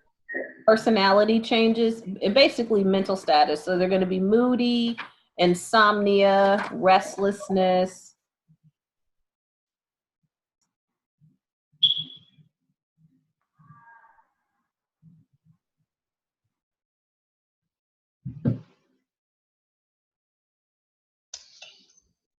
Okay. All right, so moving on. So we want to look at any sympathetic nervous system stimulation. So adrenergic stimulation, depression, irritability, ocular stare, lid lag, if they have a wide pulse pressure, excessive thyroid hormone. So do they have myopia? What's myopia? Is that nearsighted or farsighted?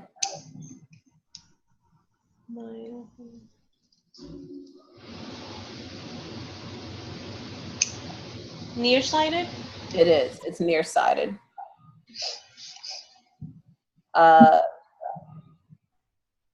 Cardiac hypertrophy.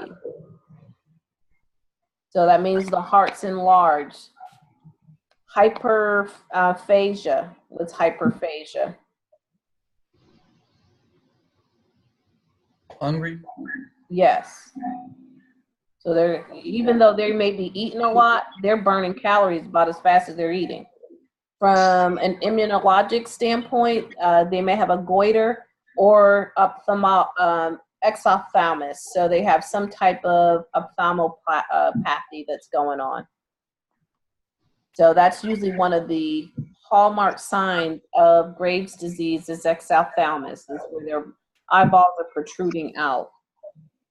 Periorbital edema, periorbital and conjunctival inflammation, decrease extraocular muscle movement, blurred vision, eye pain, photophobia, diplopia, double vision, corneal injury, changes in hair, skin, and nails, difficulty or inability to complete their ADLs because they're tired, changes in bowel pattern, emotional lability, so happy, sad, back and forth.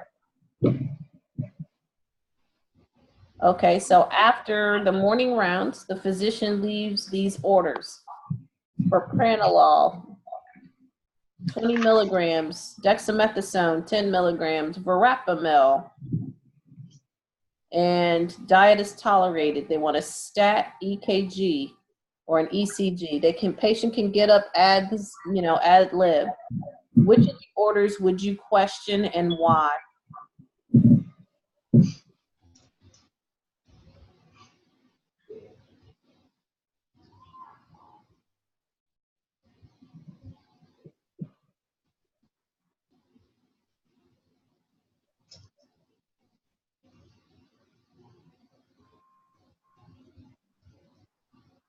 What is propranolol? A beta blocker. Okay, so it's a blood pressure medication too. What is verapamil?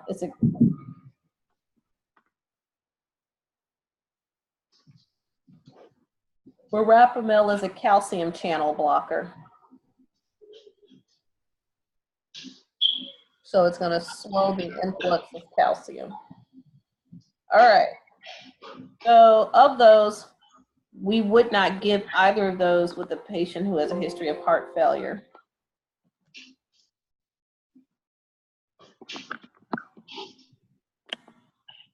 So the negative inotropic effects should diminish cardiac output and it will make the heart failure worse. What does inotropic mean?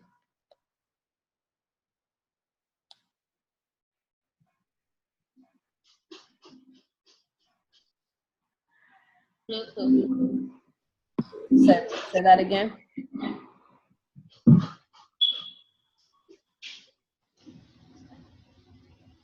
And this is a word that, you know, you will see in clinical, or you may hear it in clinical. So what does it mean? You have inotropic drugs and chronotropic drugs. Inotropic drugs, they work on the contractility of the heart.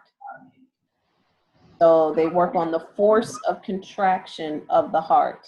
If it's a positive inotrope, it's going to increase the force of contractions or increase the contractility. If it's a negative inotrope, then it's going to decrease the force of contractility or the force of contraction. Does that make sense? So this says it's a negative, it has a negative inotropic effect. So it's going to decrease the force of contractions. Well, if we have heart failure, is the heart forcefully contracting like it's supposed to?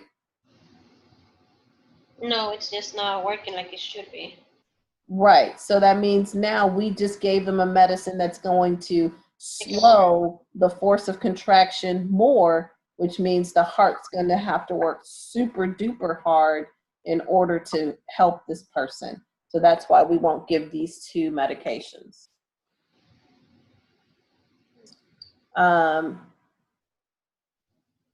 Or these are the two we should question.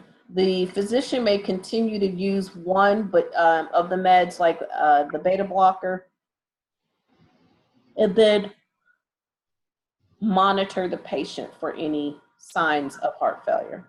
All right, so given their history of hyperthyroidism, irregular heart rate, temperature, chest pain, or elevated temperature, chest pain, the activity should be questioned for them to get up ad lib. Because when you up and moving around, do you get cold or hot? Hot because you're moving around. So when you're moving around, you get hot. So we already have a temperature. Decreased activity would decrease myocardial oxygen consumption and metabolic activity. So those are the things we should question. What's 4 priority problems related to their care? So in clinical, you will have to develop patient priority problems. So what will be 4 for this guy?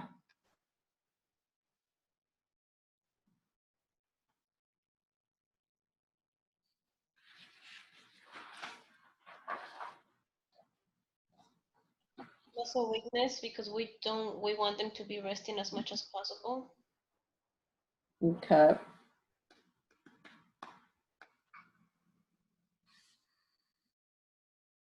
Anything else? Stabilize the body temperature. Okay, so anything else?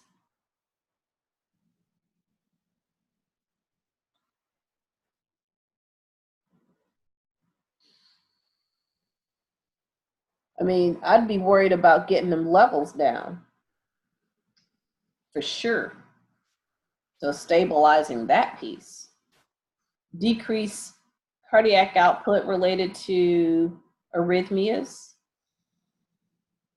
Hyperthermia, which we already said, related to hypermetabolism.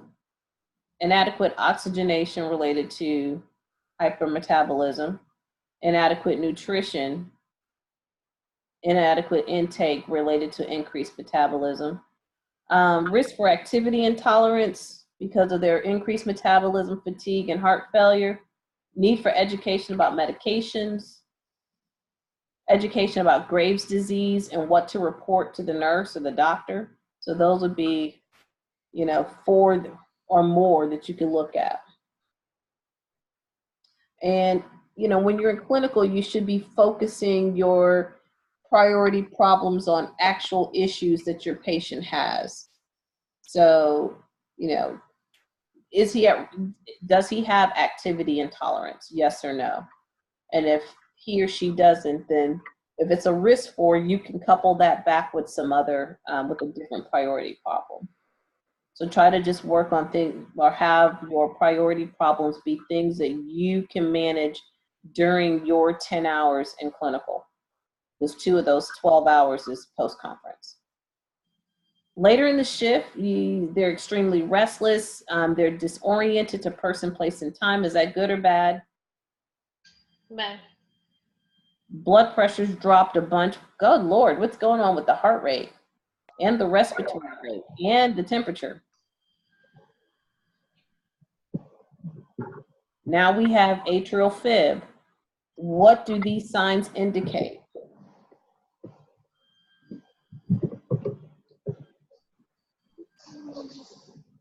Would this indicate Graves' disease?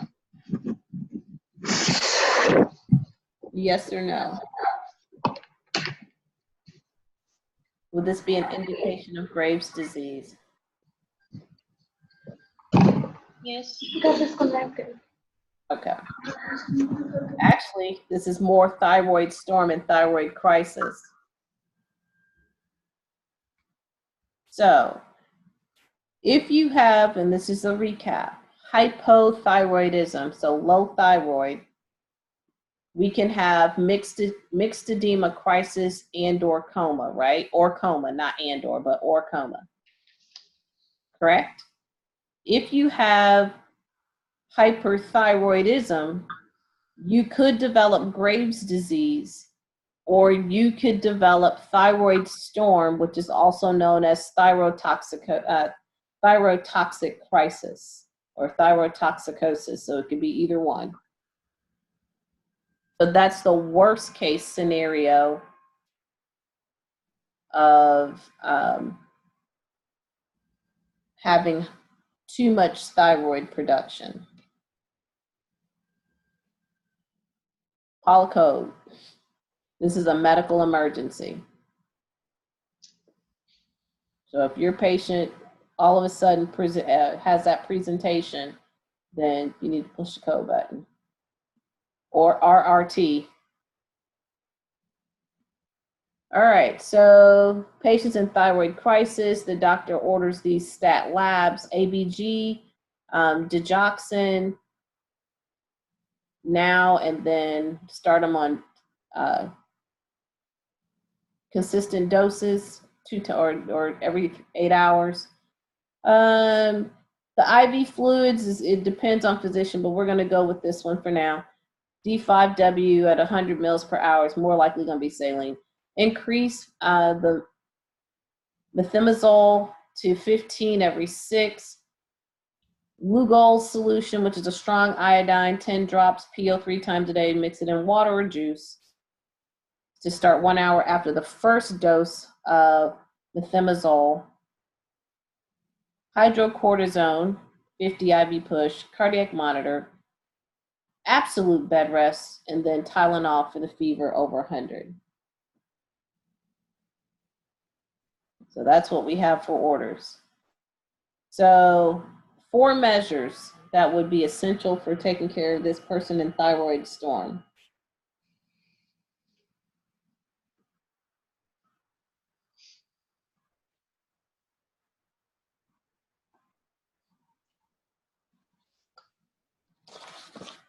Vital signs, we have to be constant on their vital signs and checking them often, especially after that crisis.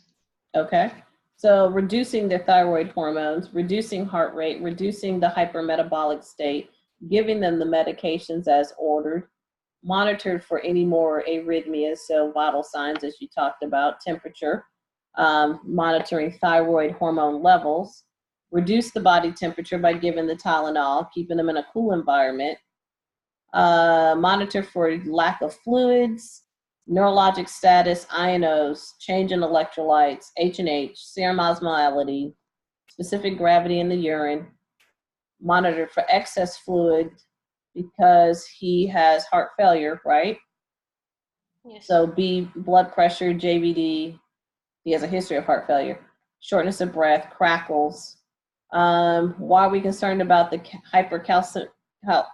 calcemia state? Thyroid glands overproduction. T3 and T4 is calcitonin. What's calcitonin?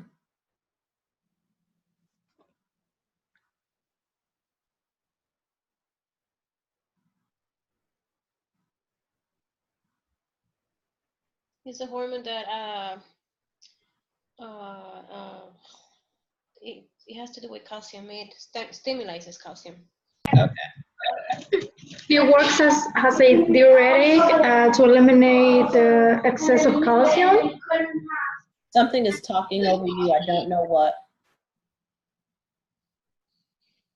So I barely heard that. I'm sorry. As it promotes the excretion of calcium, so it works as a diuretic.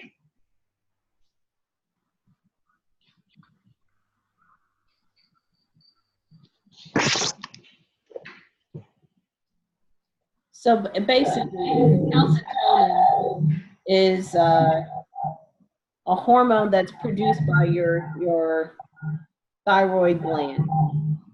That's what it's your T3 and your T4.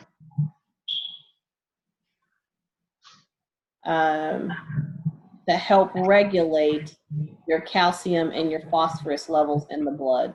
That's what it does. All right. So other things we're going to monitor for is headache, alteration in LOC. We're going to skip over the QT levels and all of that because you'll learn that in 4th level. Weak and flaccid muscles, that would be significant. Nausea, vomiting, increased urinary output. We're going to monitor calcium levels, as we already said, and for hypokalemia, that's going to be low potassium.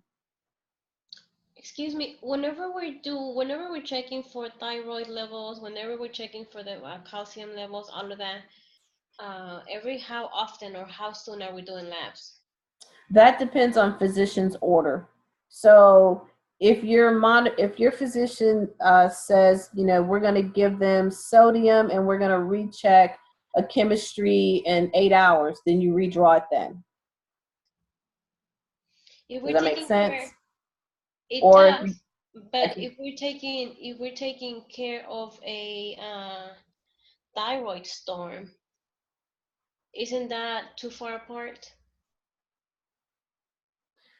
I just gave an example.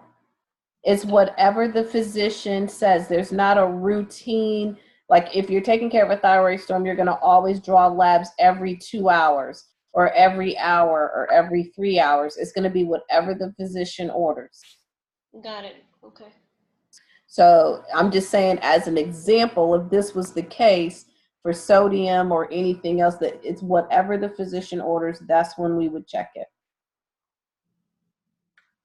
Okay, thanks.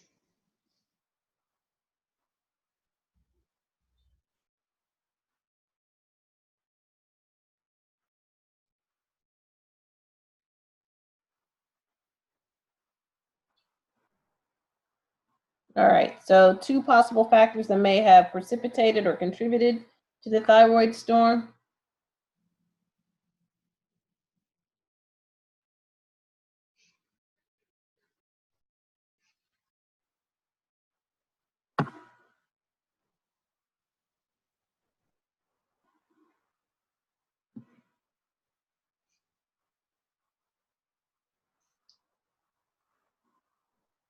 What 2 conditions?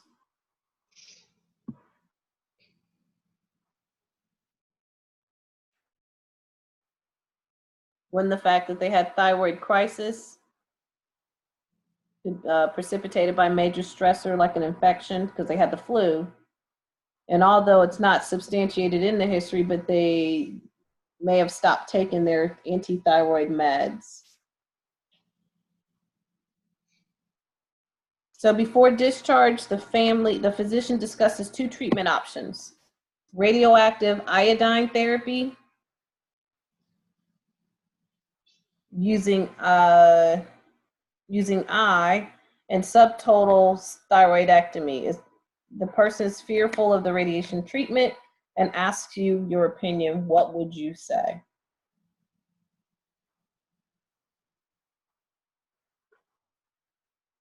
It's a personal decision, but I would make sure that the patient has enough information to make their own decision. Okay, so like what? Like, for example, if they were to get a thyroidectomy, you're gonna have to be with using medications for the rest of your life. This is how your diet's gonna be, active iodine.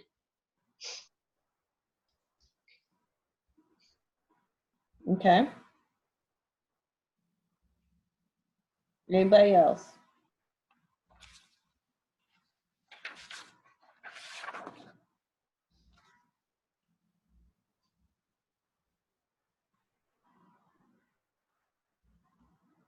So they have these options besides those two. We already talked about the beta blocker because remember the doctor kept him on that. So we're looking at radioactive iodine and a thyroidectomy. And if you take out both thyroids, then they would monitor the levels to see if they ever went low, and they would start them on thyroid meds, right? Right. And then they would have methimazole or PTU is another drug that they could give them, but they're asking about the radioactive iodine. So if they do the radioactive iodine, is there any negative side effects from that?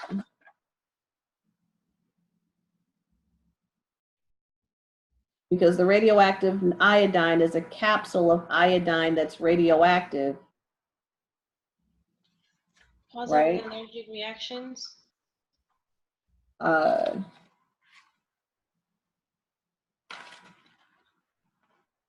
So it goes to the thyroid because the thyroid loves iodine.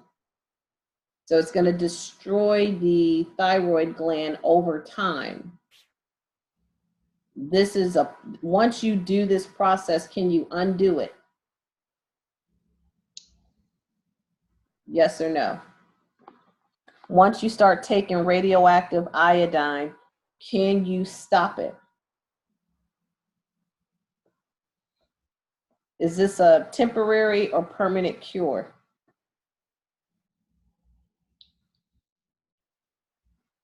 Well, I mean, think about the words. It's radioactive. Is this a permanent thing? No. Okay, I have a no on the table. I don't know. I mean, it's just, we'll get to working it out, but just what do you think? If you give somebody radioactive iodine, and I just said that it destroys the thyroid gland over time. If it destroys the thyroid gland over time, can they get it back? No. No. So this would be a permanent cure. So it's not for pregnant people or people that are nursing because of the radioactive material. So they can have nausea, swollen glands, or they can have a taste of metal in their mouth known as iodism. If they get a thyroidectomy, because these are the two treatments that they can also receive besides medications, that's the removal of the thyroid gland. Right? So that means they would have to, there's no T3 and no T4.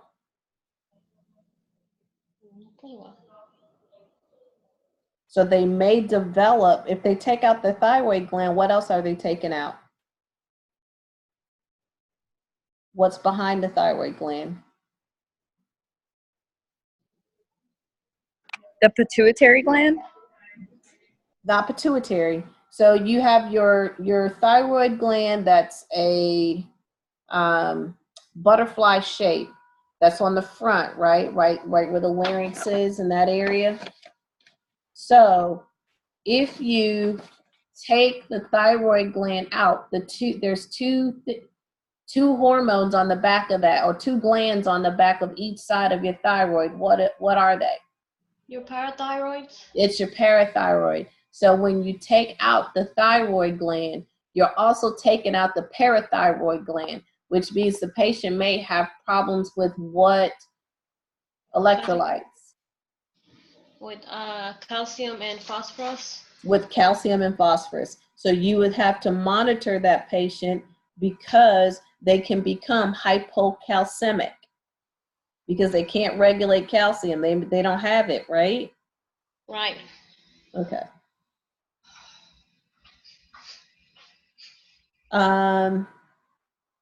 So first, in order to tell somebody what, you can't really tell them what to do.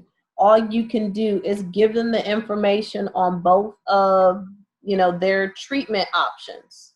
So if they're already past medication, what we already talked about up here, which was methimazole, right?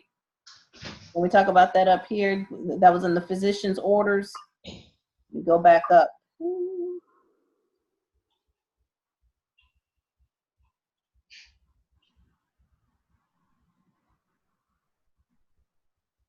Trying to remember where I read that.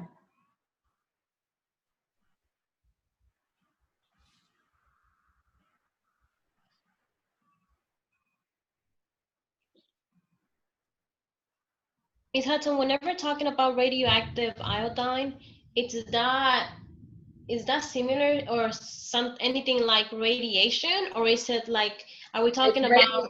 It's radiation in a tablet. So it's a capsule of iodine that's radioactive. Okay. Okay, so here in this piece here, they're going to start the patient on methimazole. That is one of the medications that they could give the patient before they do radioactive or this thyroidectomy. So they could give them methimazole. So there's two meds that you can give with hyperthyroidism. Methimazole is one, and PTU, which is propylthiouracil. So the most common would be the methimazole. It has less side effects, and they use it to treat Graves' disease. They don't give it to first trimester folks in pregnancy. The PTU is much safer for pregnant people, but they haven't. But patients that take PTU or propylthiouracil, they have a risk for liver failure, agranulocytosis, which is basically a decrease in white blood cells, which will put them at risk for infection, aplastic anemia, where the red blood cells are decreased. So if we're now looking at thyroid storm, which is the worst case scenario, life-threatening if it's untreated thyroid hyperthyroidism, or they can get that if they have a thyroidectomy. So now they have, everything is accelerated, high fever, high heart rate, high BP, very restless. So we just went through that with KB. And we talked about all of that. So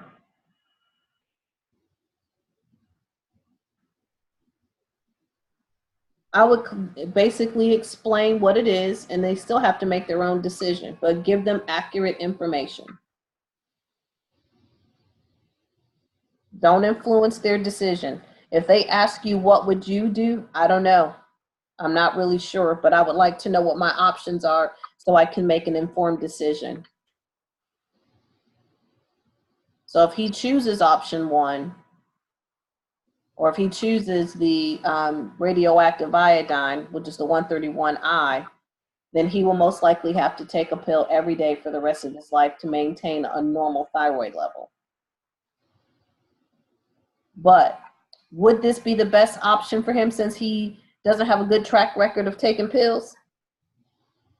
No. No. But he would have to make that decision. All right, now 10. So he decides to do the radioactive iodine. So the family asks if he will be radioactive and the precautions. So basically, the precautions are dose dependent, but the dose typically used is generally low enough to allow for outpatient administration. His urine, sweat, saliva, feces will actually have the radioactive iodine in it, but he will not be radioactive. So he needs to drink plenty of fluids to enhance elimination needs, and then cleaning the tub after each use and using individual eating utensils. Although it's minimal, he should be instructed to avoid kissing, intercourse, holding a child or a baby.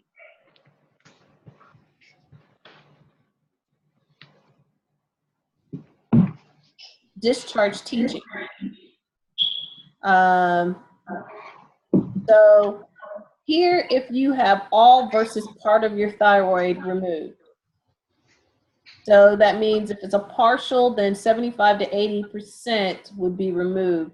So the hypothyroidism doesn't occur as often as it does with the radioactive iodine. But because the remaining tissue may be hypertrophic over time, then or may hypertrophy over time, then their hyperthyroidism can develop again. So they have to have a discussion about the major side effects of the radioactive iodine, hypothyroidism as well. And he should be informed of signs and symptoms related, the signs and symptoms related to that, and the importance of letting his physician know of any changes. And that's that one.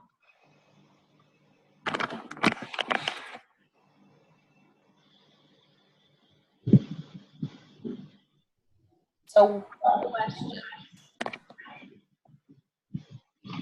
So, patient education. Basically, how to take the meds, what to look for. Don't stop taking the meds abruptly. It's going to take a while for things to happen. Take it at the same time every day. Avoid iodine-rich foods. No aspirin, because that increases thyroid hormone production. Knowing when he's toxic. So say he was taking the methimazole, then we would be looking for signs and symptoms of hypothyroidism, because the methimazole is going to decrease his thyroid production, correct? Yes.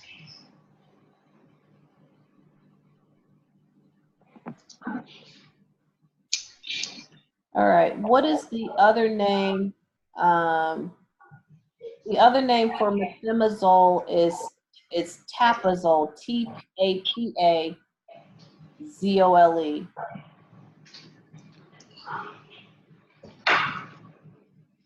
So that's the other name for tapazole.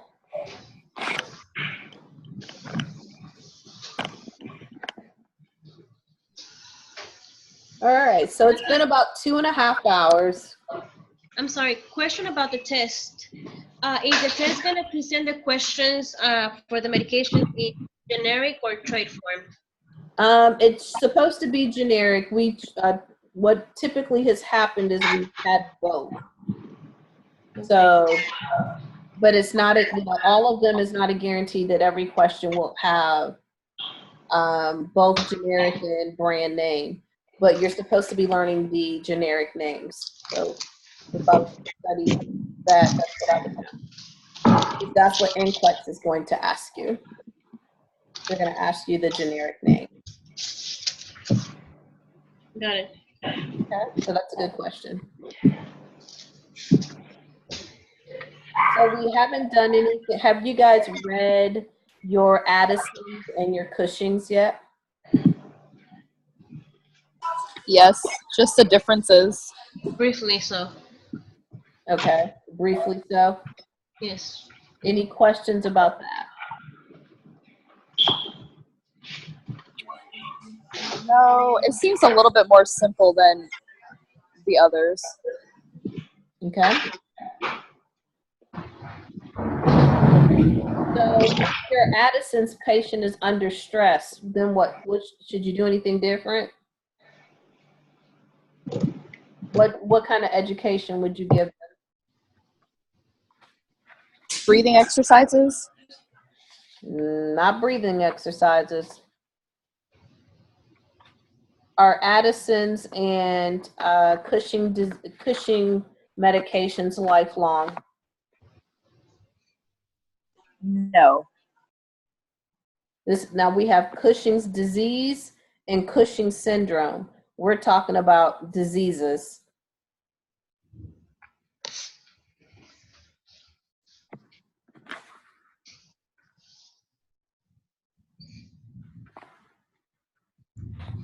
Yes, they are going to be taking medication because it's a chronic condition. It's a chronic condition. All right, so what are some electrolyte imbalances associated with Addison's disease?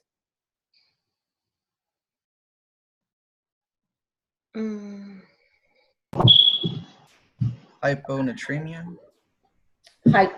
Hyponatremia? Or is Is that correct? all right?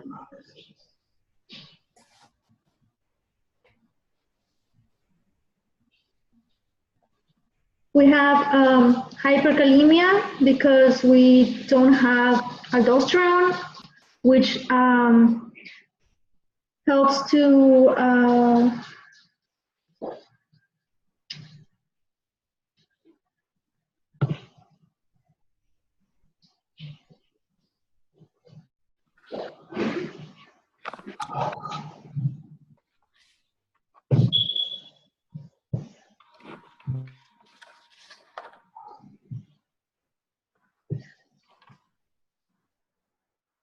aldosterone regulates potassium. So with Addison, Okay, first, let's get it correct. We're talking about aldosterone, right? yes. Okay. So I just want to make sure because I wasn't sure which one of these electrolyte imbalances you were talking about. Okay, go ahead. So it regulates potassium. So in Addison disease, we're gonna have an increase in potassium. Okay. There's several electrolyte imbalances with Addison's disease. The gentleman was right with low sodium. So we have low sodium, high potassium, and actually high calcium, and low glucose.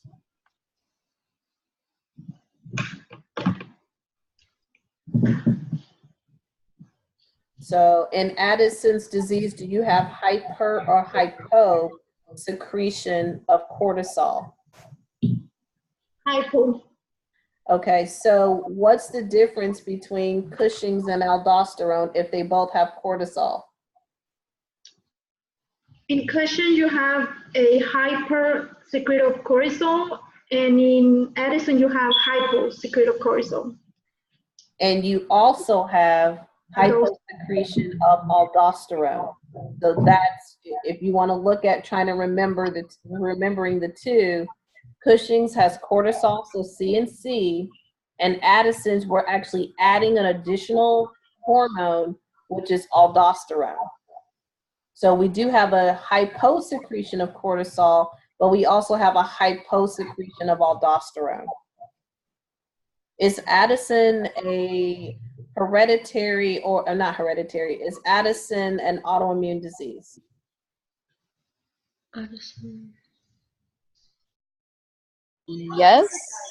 It is. Good, Bez. It is an autoimmune disease where the body is attacking the adrenal cortex.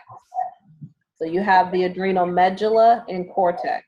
So causes for a person having Addison's disease would be from trauma or hemorrhage, or it can be from cancer or from tuberculosis. So those are a few causes of Addison's disease.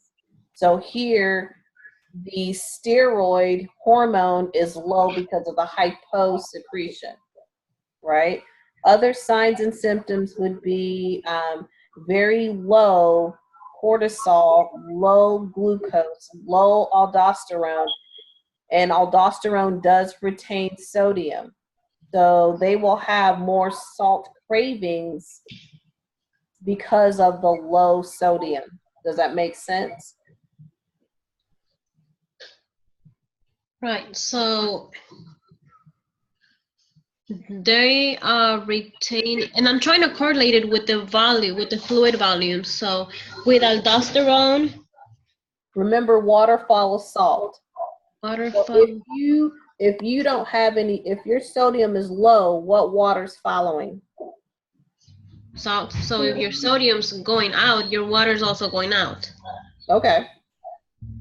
Before we even So get to the water part, let's understand let's understand what happens in Cushing's itself. Are you looking at it from will the person be volume depleted or volume overloaded? I'm trying to understand. yes, I am. Okay, gotcha. So if you don't have the volume, I can work with that. What would be your blood pressure? High or low? If you don't have the volume, you're gonna have high blood pressure. If you don't have enough fluids in your body, you're gonna have high blood pressure because your heart's trying to compensate. No? Well, if I give you a bolus of fluid, you would have extra fluid, and that would cause your blood pressure to go up because you would have an increase in cardiac output. Right. But when people don't have the volume, then their blood pressure would be low. What you're doing is taking what happens to the body when you don't have the volume. You have vasoconstriction to increase the blood pressure. I think that's where you're going with that. Yes. That's why I asked the question. We're not even on that part yet. Okay, got it. Okay. So with Addison's disease, low cortisol, low aldosterone, everything's low, almost, except for the potassium and the calcium. So they're tired, they're weak, their muscles are weak, they will have irregular menses, guys will have erectile dysfunction. And just a recap on the electrolyte imbalances, we're talking low sodium, low glucose, low aldosterone, low cortisol, and high potassium and high calcium. What about their skin? How do they normally, what does their skin look like?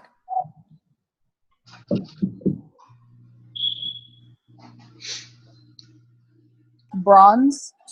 It's a bronze color, brown or orange, but they have increased pigmentation. And that's actually a hallmark sign of Addison's disease. It's increased pigmentation. It's more like an orange peel skin. They'll have diarrhea, depression, and nausea. So those are the signs and symptoms of Addison's.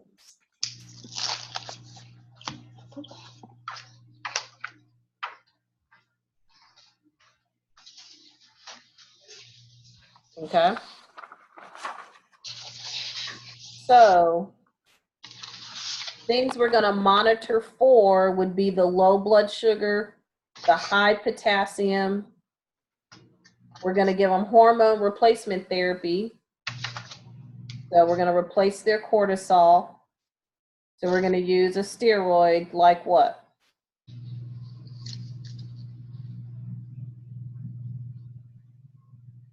Corticosteroid. Yep. So give me an example of one.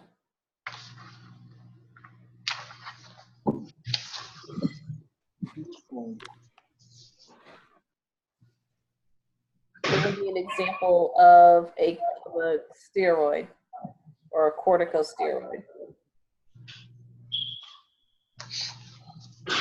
What about Prednisone.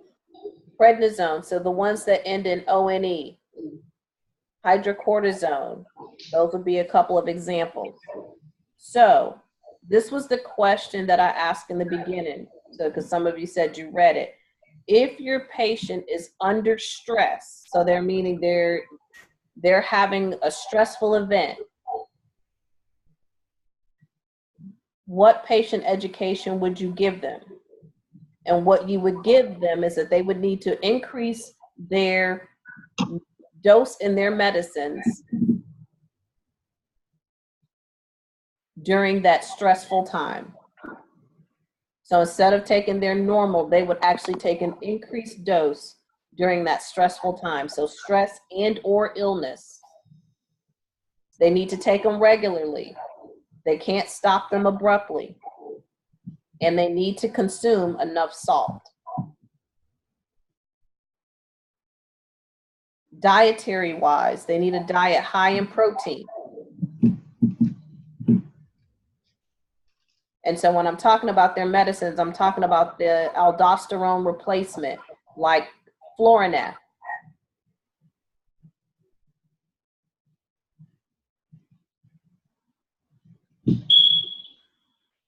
They want to monitor for Addison's crisis. So this happens when they don't take the medicines appropriately, or they don't have enough of the dose.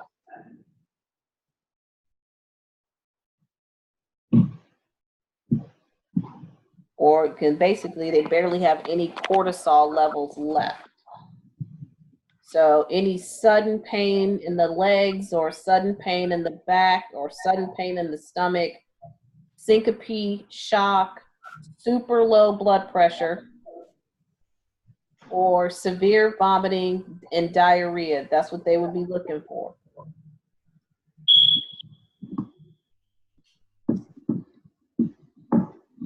Is that down there? That beeping?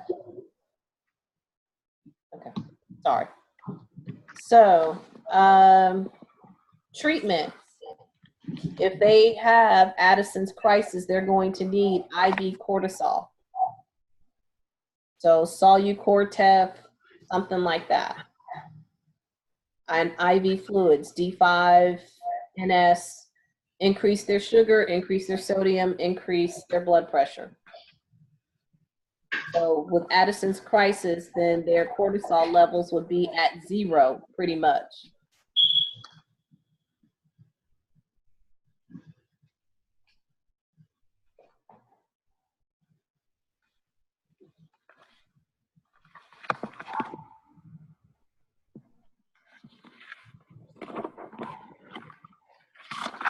All right, so Cushing's disease.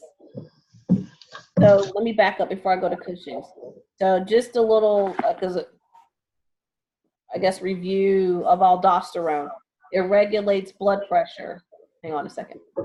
No, he needs to eat. Regulates blood pressure. So that's through the renin-aldosterone, the renin-angiotensin-aldosterone system, right? It retains sodium and it secretes potassium.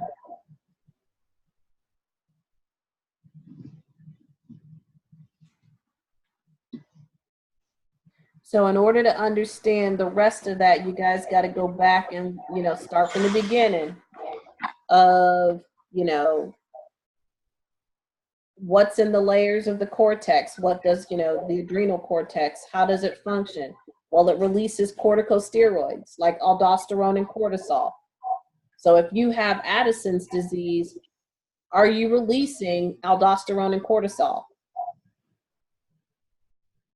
No. No. So aldosterone is a mineral corticoid and cortisol is a glucocorticoid. So you got to go back to what they do, so that pathophysiology. So that way you know where the problem is.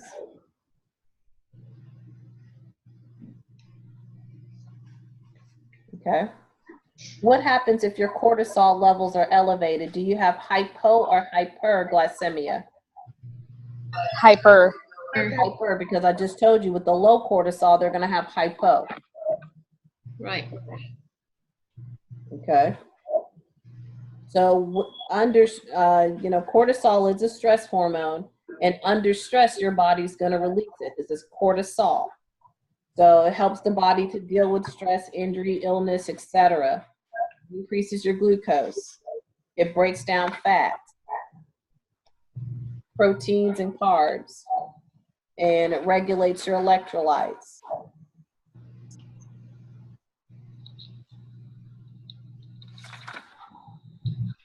So you can have Cushing's syndrome and you can have Cushing's disease.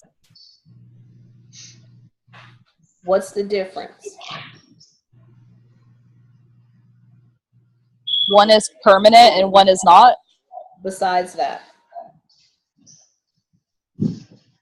Syndrome is you having those exact symptoms or very similar to those, as opposed to the disease. I'm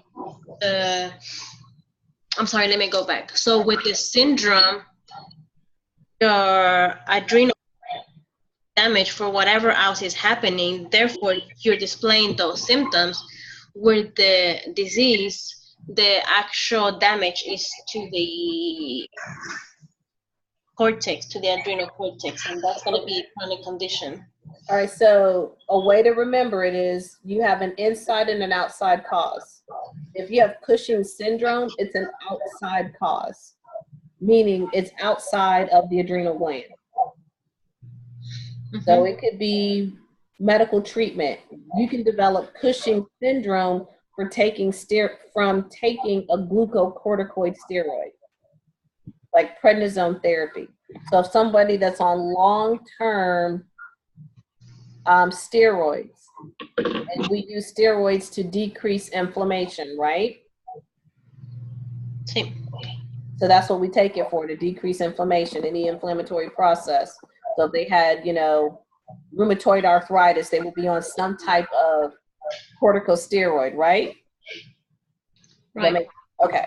So with that, do you have Cushing's disease?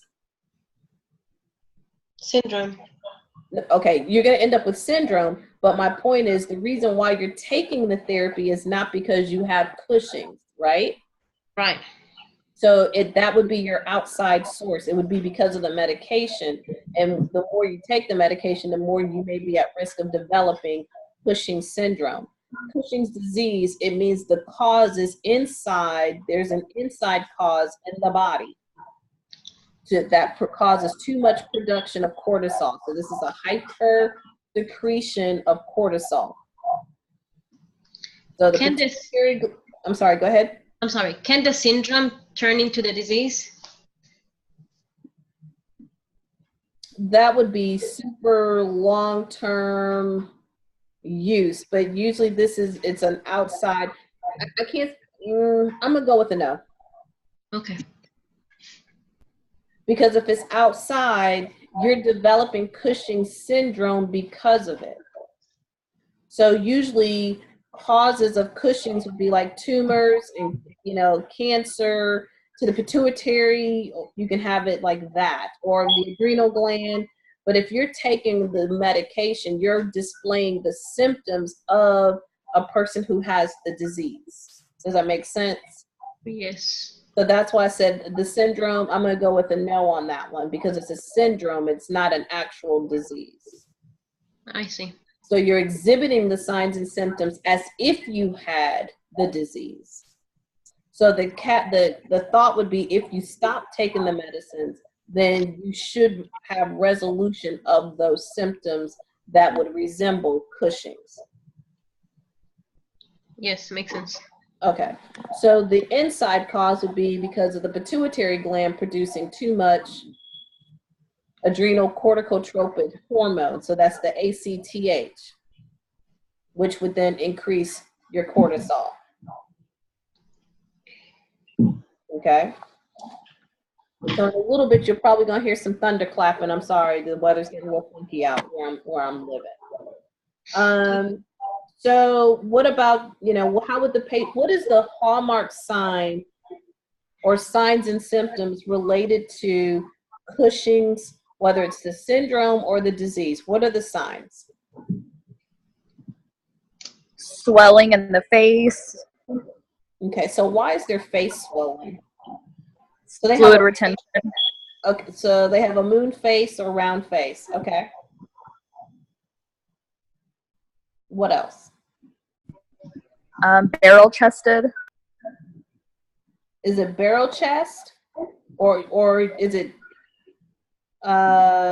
more of the trunk that's obese? Yeah, the upper body is more obese, Okay, so and the lower body's skinny. okay, so they'll have small arms and small legs. Okay. How about their skin?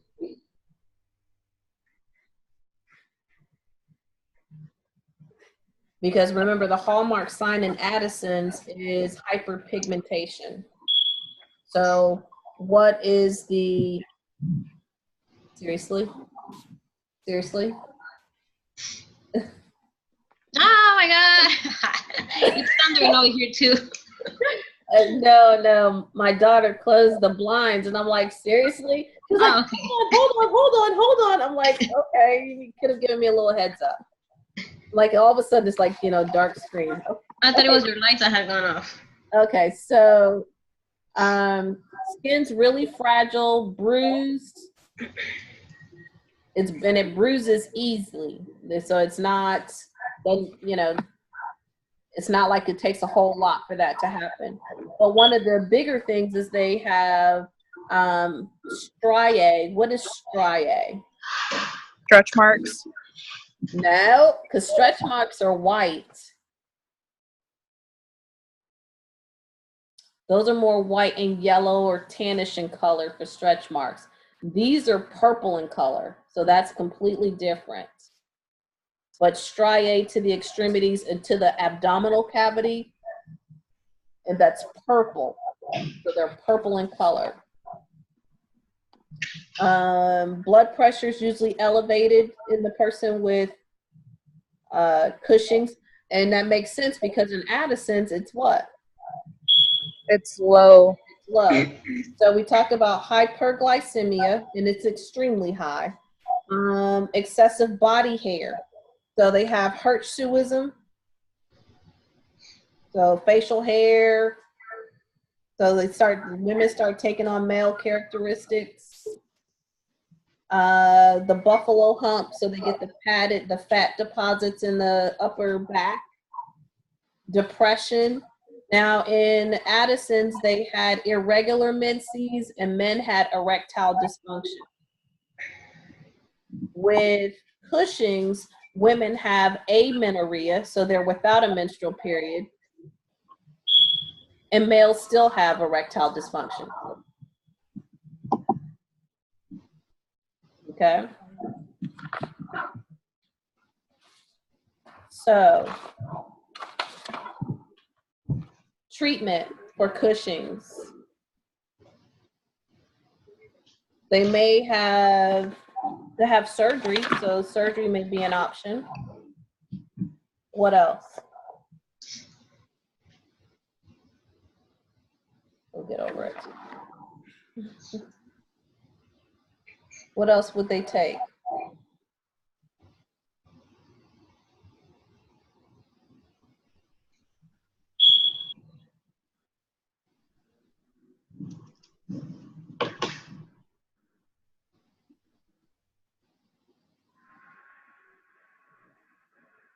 They're gonna have to take a medication. I don't know which exact type of medication, but it's gonna be a medication that blocks the overproduction of cortisol. Okay. So they could have an adrenalectomy. They could take ketoconazole, or they could take cytadren, Cytadren.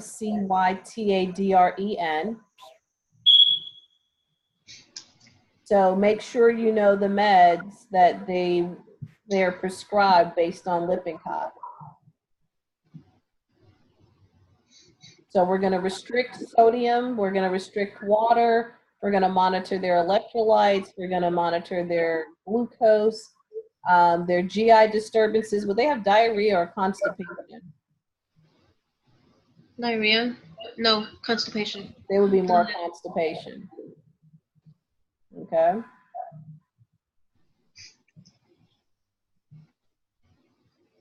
Other labs that they may have done is a urine cortisol. And, you know, they would do, that's a 24-hour test. So anything greater than 80 to 120 micrograms in 24 hours. They'll check CBC, make sure they don't have an infection. They're going to check electrolytes. They're going to do a steroid suppression test. It's called dexamethasone or Decadron. CT scan and an MRI are all potentials. But the electrolyte they're looking for would be potassium. Would the potassium be high or low? It will be high.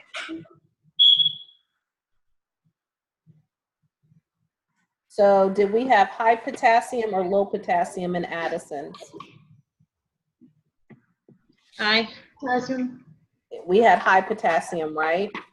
So in Cushing's, it's going to be low. It's going to be low.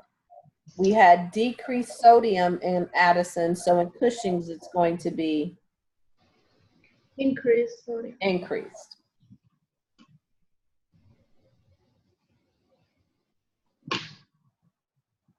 Because we're going to end up with a lot of sodium and water retention. Remember, we're making a lot of cortisol. And because of that extra water retention, we're going to end up depleting out our potassium. Kind of like diluting. Diluting it. Yeah.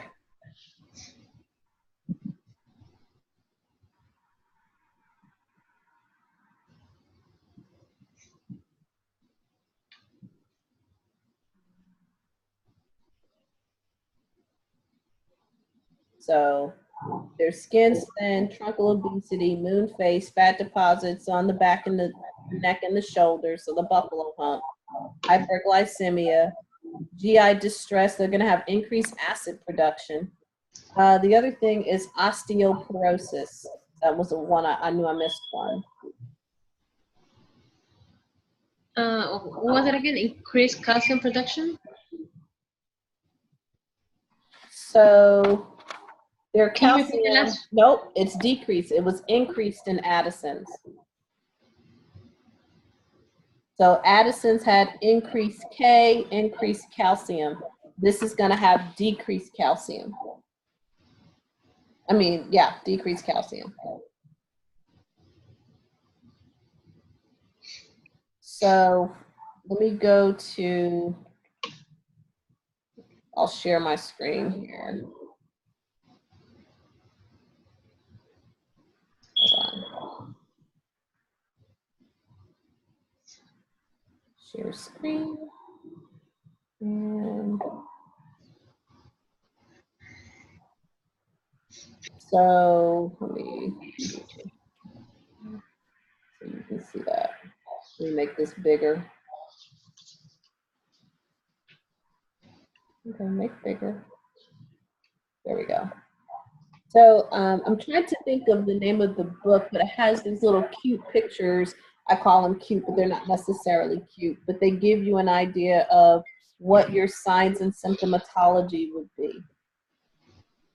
So guys would have gynecomastia, which is basically they'll start to grow breast. Extremities are thin. They're more susceptible to infection. Hyperglycemia, bruises, and petechiae. So all the things we talked about. Let me go back to, here's Addison's. So the bronze pigmentation, changes in distribution of hair, GI disturbances, weakness, weight loss, postural hypotension, and hypoglycemia. Here's your electrolyte imbalances again.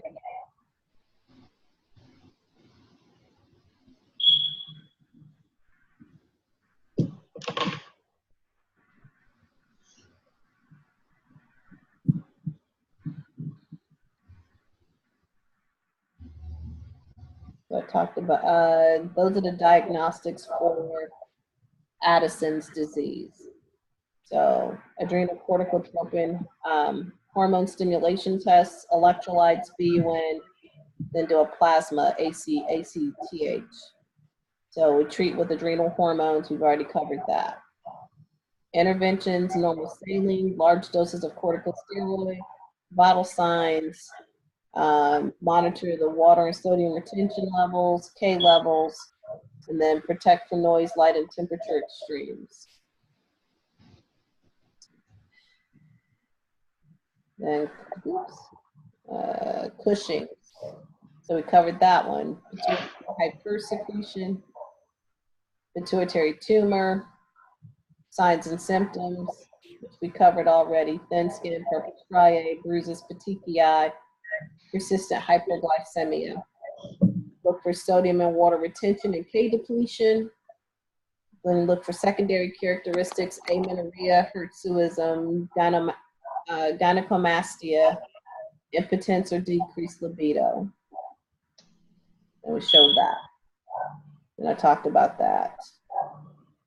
Complications they can have is heart failure, hypertension because the blood pressure is up, and pathological fractures. Why pathological fractures? Is that a true name for a fracture? Yes or no? Yes, because it's a fracture that's caused by a condition. And the only condition it's caused by would be osteoporosis. So you're right about that. Pathological fracture is a true name. They could do an adrenalectomy, and then these are the drugs that they can potentially be on. Korlym, Nizoral, Lisidrin. Interventions we talked about already. And that was the end of that PowerPoint.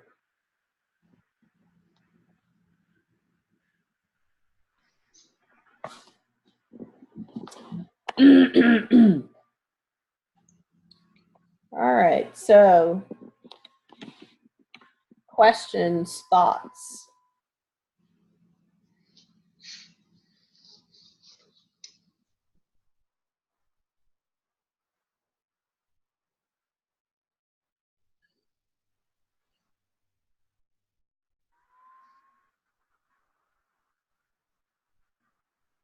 No questions, no thoughts? Not right now, not here. Okay, so I would just say if we're going to do case studies or anything like that, and you have the case studies in advance before we do the Zoom sessions, then you guys got to read that material. You have to read it. You got to be ready. So we have one more week of lecture. So we're going to be covering clotting and comfort. And then you guys have a test. So what you should be doing this week or weekend is working on your clotting and comfort concepts. So you'll be ready for lecture on Tuesday. And I know most of you are probably more freaking out more about the math test. So, you got an extra week on that one. So hopefully you guys are planning, doing your time management a little bit better. What do you mean extra week? We have the test this come in. Did you take it last week? No, they postponed it. Okay, so you had an extra week because you're not taking it until what? This Tuesday? Yes. Yeah. Yeah. I'm like, what are you talking about? One more week? Woohoo! No, you've already gotten that 1 week. I thought you meant one more week. Nope. I said you had it. I said you had an extra week to work on it. So, which you did. But should have been working on that like beforehand, summertime. They're not going to tell you to work on math, but I can tell you from this point on, you need to work on your math because every semester you're going to have a math test all the way up until you finish. But don't wait to start practicing math once, you get close to the test. It's crazy. Ms. Hudson, did you make the test or does Ms. Jones make the test? There's a test committee that makes the test. Okay. So. how much of an emphasis are drugs, like specific drugs, are gonna have on the test? It depends on the situation. You got to know the drugs, not just for this test. You have to know the drugs for clinical and for NCLEX. Okay. This is what you need to understand. I can't say no, only these drugs here. And the reason why, I have no idea what NCLEX is going to ask you. So you just got to learn the drugs. It's just, you know, try to learn the classes. That way you understand the main mechanism of action for the drugs in that class. If it's a drug that's given routinely, then know that drug. Does that make sense? Yes. And then know the actions of it. But this is why I said earlier, you've got to start early. And that you're going to hear that almost every lecture. Right now is not the time for any buffoonery. You can't take a hit on a test, none of that. You got to stay the course.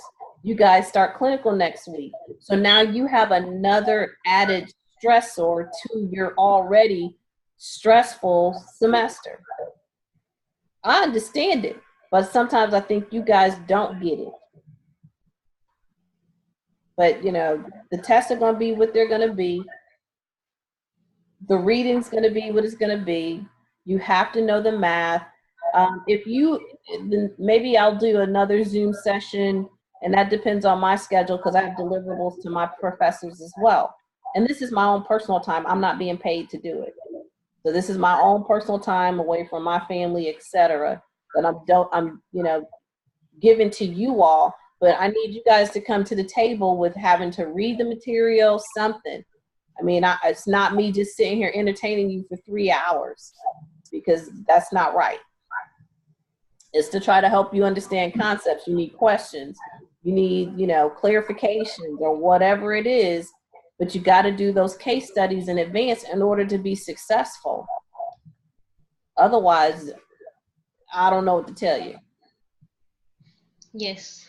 Okay? So there is no shortcut. There's not one shortcut whatsoever. And just say, for instance, we'll just play that what if game for 3 seconds. Say, for instance, I told you that this is all you needed to know for the test, right? So you pass every lecture test. Now you have the comprehensive. The comprehensive is going to ask you everything the other test didn't ask you, right? Okay. How successful would you be on that test? Yeah, not very much. Okay, so it's only, and I say 50 funky questions, but it's only 50 questions for a ton of material. So we're only asking you a snippet of data. You still have HESI, a whole nother set of questions. So if I only gave you only what you needed to know, as you go through the semester, if every instructor did that, how successful would you be on HESI? You wouldn't, because you're missing quite a bit of material. I have no idea, as I said, what they're going to ask you at the end, or NCLEX. I have no idea what NCLEX is going to ask you. I have no idea what HESI is going to ask you, but this is what I do know. What I do know is this. The work you put into it will pay off in the end. Put the work in now. Don't try to wait to the end and then put work in, because it doesn't work like that.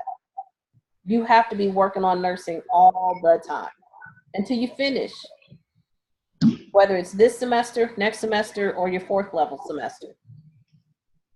So as you start getting further along, I can't say just study this, just study that. Tests are changing. So I have no idea what the test committee is going to change the test to. So that's test committee. But I can say that the tests have always been fair. I can say that. I can say that the tests have always been representative of the concept study and the exemplars presented. So there's not something that should be coming out of the blue from anywhere. So you guys, if you're doing all the stuff that I've already told you should do, they're not my isms. They're just, if you want to be successful, I'll tell you what you need to do. The rest is really up to you. See. So, you know, I'm here for you if you have things you don't understand, but me telling you what's on the test, this, that, and the fifth, you know, only study this here is only going to be to your demise later on. So let's not even do that.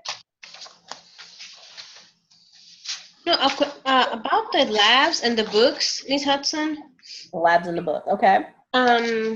I was going, and I have some notes right here, but I can't find the exact one. For example, like there's a small discrepancy in Lippincott and then in our med search book. For example, like Isn't that your same book though? I'm sorry? Isn't the Lippincott book your same book? No, the Lippincott Advisor program, and then the med search. Advisor. Okay, it's going to be what's in your book. Med search. I talked about this in class the other day. I said, even if the number, or the first lecture, even if the numbers are slightly off, when it comes to making sure that, you know, someone is hyponatremic, it's going to be hyponatremic. Do you know what I mean? So if it says, you know, sodium is 135 to 145, then it'll be 129. Do you see what I'm saying? It's going to be obvious. It's going to be obvious. So the whole point is not for you to get tripped up in the minutia. It's for you to focus on, you know, when do you know that this is really hyponatremia or hyperkalemia, or hypokalemia. So it's not like 5.1. That's stupid. Okay. So that's not, you know, that's just somebody jacking with you, if you ask me. That's not what we do. Okay. You guys may feel like that, but that's not what we do. What we're really trying to get you guys to do is incorporate your labs into your clinical, and you have to. I don't know for sure if this is going to be ready or not, but when I talk about the next Zoom session, I'm going to show you the NC, the National Council for Bachelors for Nurses. I think it's NCBSN. They have the test plan. You have it already. It's already available to you. You know, you can go look at it online. It tells you the percentage of what you need to know. It tells you the percentage of pharmacology. You know, the test will be made up of X percentage of pharmacology, X percentage of management, X percentage of psychosocial, X percentage of X, Y, and Z. So it's all there. The test plan changes 2019. So that test you're talking about is are you saying that's the new one that's going to be the 2020? no, you guys finished in 2019. Right, but we're testing 2020 because we finished right on December. No, you're going to be tested in May. That's when you finish. No, You're in second semester now. mister. You're in second semester now. You're going to test you're going to test in December, but it's still December 2019. It's still going to be that test plan, and I'm getting ready to show you. I've just pulled it up. It's the NCBSN. I'm sorry, NCSBN. And let me go to the home. So even if you finish in December, that's even going to be, you will for sure have the new test plan. So as long as we test still on 2019. It doesn't matter when you test. The new test plan is ready March of 2019. Okay. So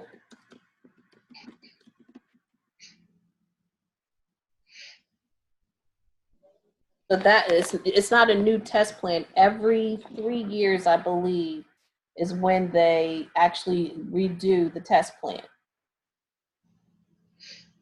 So let me share my screen. And this is why I say to you guys that, you know, you have to start, you know, getting things ready. All right, so let's see, jump to test plans. So every It's the same test plan up until 3 years after that. So it tells you the details. So here is this test plan that you're currently on, or those that wrote for it back in May. It went in effect April, and it goes out of effect in March. So the group that are S1s now, they'll be S2s next semester, and they may potentially be taking this plan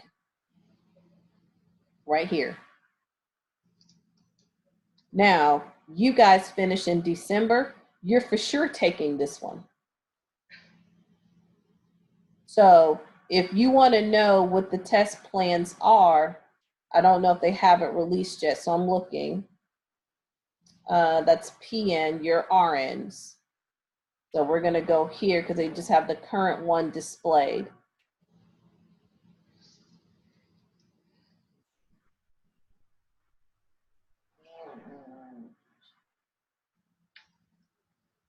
So it goes through, you know, all of what you have all these instructions, background information, and they're actually changing their, we know this for a fact, the types of questions, if you're gonna have true, false. So they're doing alternative testing measures. So we already know that's coming. So I want to get to the breakdown, and then I know folks got to go and do other things. So here's the distribution. Management of cares between 17 and 23%. Health and safety, or safety and infection, 9 to 15%. Health promotion, 6 to 12. Psychosocial, physiologic integrity. How much for pharmacology? Pharmacology, 12 to 18%. Exactly. That's a good chunk of the test. No, pues well.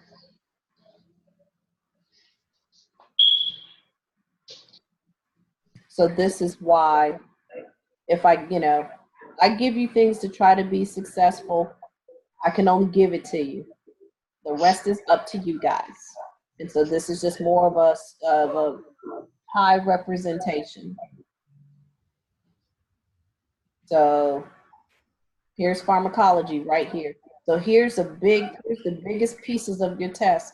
From here, from safety to management of care, physiologic adaptation, reduction of risk potential, and pharmacological and parenteral therapies, right there.